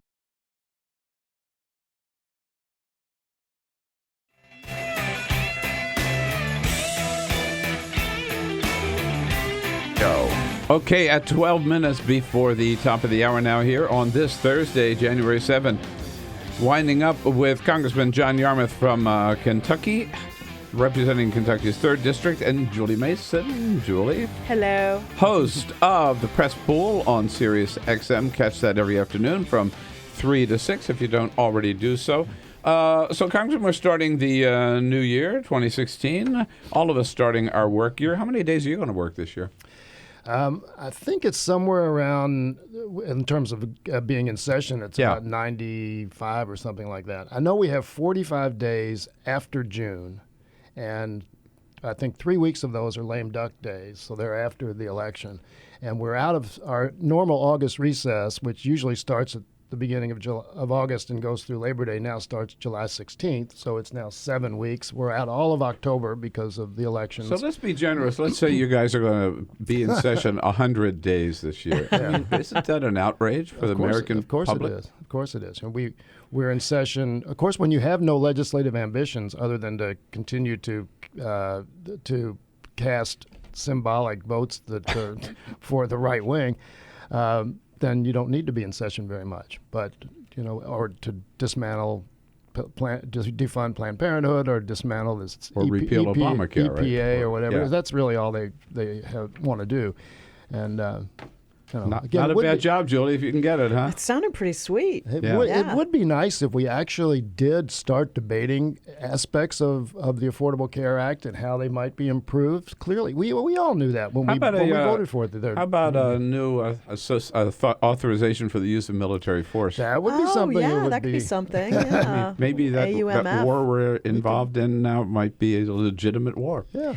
Let's talk a little Kentucky. Because you have a presidential candidate who soon will perhaps be refocusing to his Senate reelection. Perhaps. I don't know how much longer Rand Paul is for this presidential campaign. Yeah. He seems to be having, a bit of a last gasp of the insurgency. Yeah, and I think it's unfortunate. There are a lot of things I don't agree with Rand Paul on, but he, I think, is one of the most thoughtful of the Republican candidates. And I mean, I'm just this campaign, Republican primary campaign, has gone beyond mindless. It's now an Alice in Wonderland territory when these candidates are saying the most outrageous thing. I mean, Ted Cruz yesterday saying that if Hillary Clinton were elected president, then Iran was going to use have a nuclear weapon and use it. So don't they realize there are inspectors in every inch of Iran's nuclear activity programs now? It just makes no sense. And back to Rand Paul. Back to Rand. What are his choices? Okay, so Rand did something very interesting because he's up for re-election this year. And in Kentucky, you can't be on the ballot for 2 different positions. And so he convinced the Republican Party in Kentucky to abandon its presidential primary in lieu of a caucus. So we have a caucus in, I think it's the first week in March, that he, again, lobbied for and paid for. So I don't think he's going to get out of the presidential race until after that, because that would look really embarrassing if they went to all this trouble and changed the system for him and he abandoned it. So I think he's stuck in the race until at least the first week in March. Have Kentucky voters caucused lately? No, and nobody knows nobody has any clue as to how this is going to go. I mean, there'll probably be 3% turnout for the caucuses. I just think it's going to be. But he would win the caucus. I'm not so sure. Is your party gonna get someone to run against him? Well, we're working hard to do that. We have 19 days now till the filing deadline. Are you going to run on January 26th? Absolutely not. I just filed earlier this week for re-election to the House, so I took myself out of that race. We have a couple people who are considering it, and I don't know that any of them right now is likely, but I did talk to a man named Andrew Horn yesterday, Andrew ran against me in the Democratic primary in my first race in 2006. He's a wonderful guy, very smart, former military, Iraq veteran, and but he has very little name recognition, so he's as I said to a reporter, if he were going to run, it would have been better if he'd started a year ago. But, and it's late, but it's not too late. But and I think he is probably leaning toward running, and he'd be very credible. I think that's the one good thing. And he's definitely not as liberal as I am, so I think he could genuinely go to other areas of the state and sell himself. I think he's got a 3 in 10 chance of winning, and particularly if Cruz or Trump is the nominee. Andrew Horn is his name? Andrew Horn. All right, here's a message to Andrew Horn. Okay, yeah. You can tell him he can flip a coin, but when he decides what he's going to do, he's either got to announce it on Julie's show or my show. Okay? I'll allow it. I won't say it's got to be me. I'll just flip a coin, either one of us, right? Cool. Okay, is that a deal? It's a deal, yeah. All right. Mr. Horn, get in touch. Thank you, Julie, for being here Bill. today. All right, great job. Hear you this afternoon. Congressman, always good to see you. Happy New Year. You, Bill. Same to you. Yeah. Raise hell down there, or continue to raise hell. All right. I'll be right back and wrap things up. On your radio, on TV, and online. This is The Bill Press Show. How I've been affected by gun violence over the years is through deaths of friends and family members and associates. When I was 5 years old, I was held at gunpoint in a home invasion. I've gone to the juvenile detention centers, and I've met dozens of young kids, babies really, who have been affected by gun violence. Directly, I've lost a few friends, but I think why this touches my heart is having children of my own. I've been at parties where, I had just left the party and, maybe 10, 15 minutes later, I heard that, somebody got shot and didn't make it.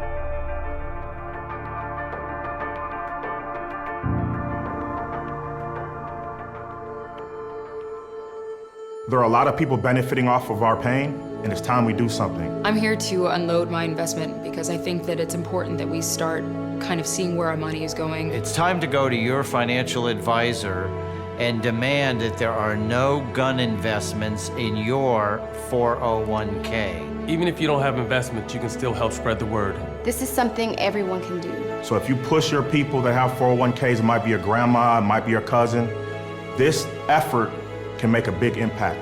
I'm unloading for my loved ones that I lost.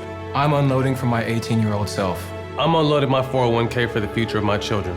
I'm unloading. I'm unloading for my family and their future. I'm unloading so that my daughter can grow up in a safe, loving world. Unload and join the movement. Use hashtag I'm unloading to pledge your support for gun-free investing.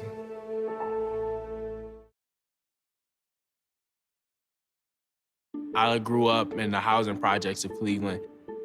I didn't even know that life could be any better than it was. Education for me has been a way to get away from the agony of what was normal life. I want to be able to impact the community, not just look back on where I came from, but to reach back to where I came from and pull some people up with me. My name is David, and I am your dividend.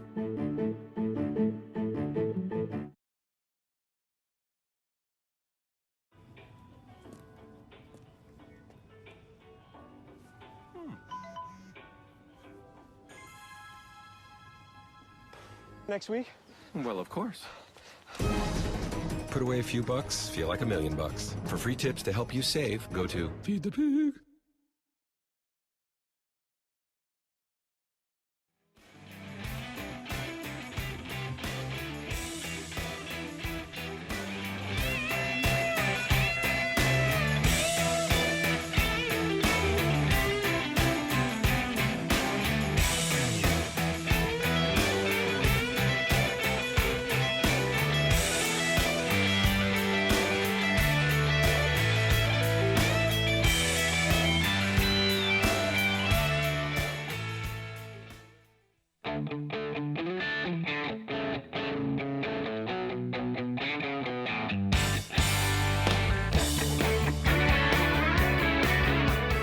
The Parting Shot with Bill Press. This is The Bill Press Show. Well, you know that old saying, what goes around comes around, is certainly true in this Republican primary. Yep, for years, conservatives argued Barack Obama was not eligible to be president because he was born outside the United States. Well, now the tables are turned on Ted Cruz. Donald Trump suggesting that Cruz may not be eligible because he was born in Canada. Now, I think Trump is wrong. I mean, he was still born of an American mother. He's an American citizen. Ted Cruz is, but it's still delicious to watch Republicans squirm on the anti-Obama issue that they themselves created. Reminds me of that other old saying, what's good for the goose is good for the gander. Hey, folks, have a great Thursday. Come on back tomorrow for Jimmy Williams as a friend of Bill. This is the Bill Press Show.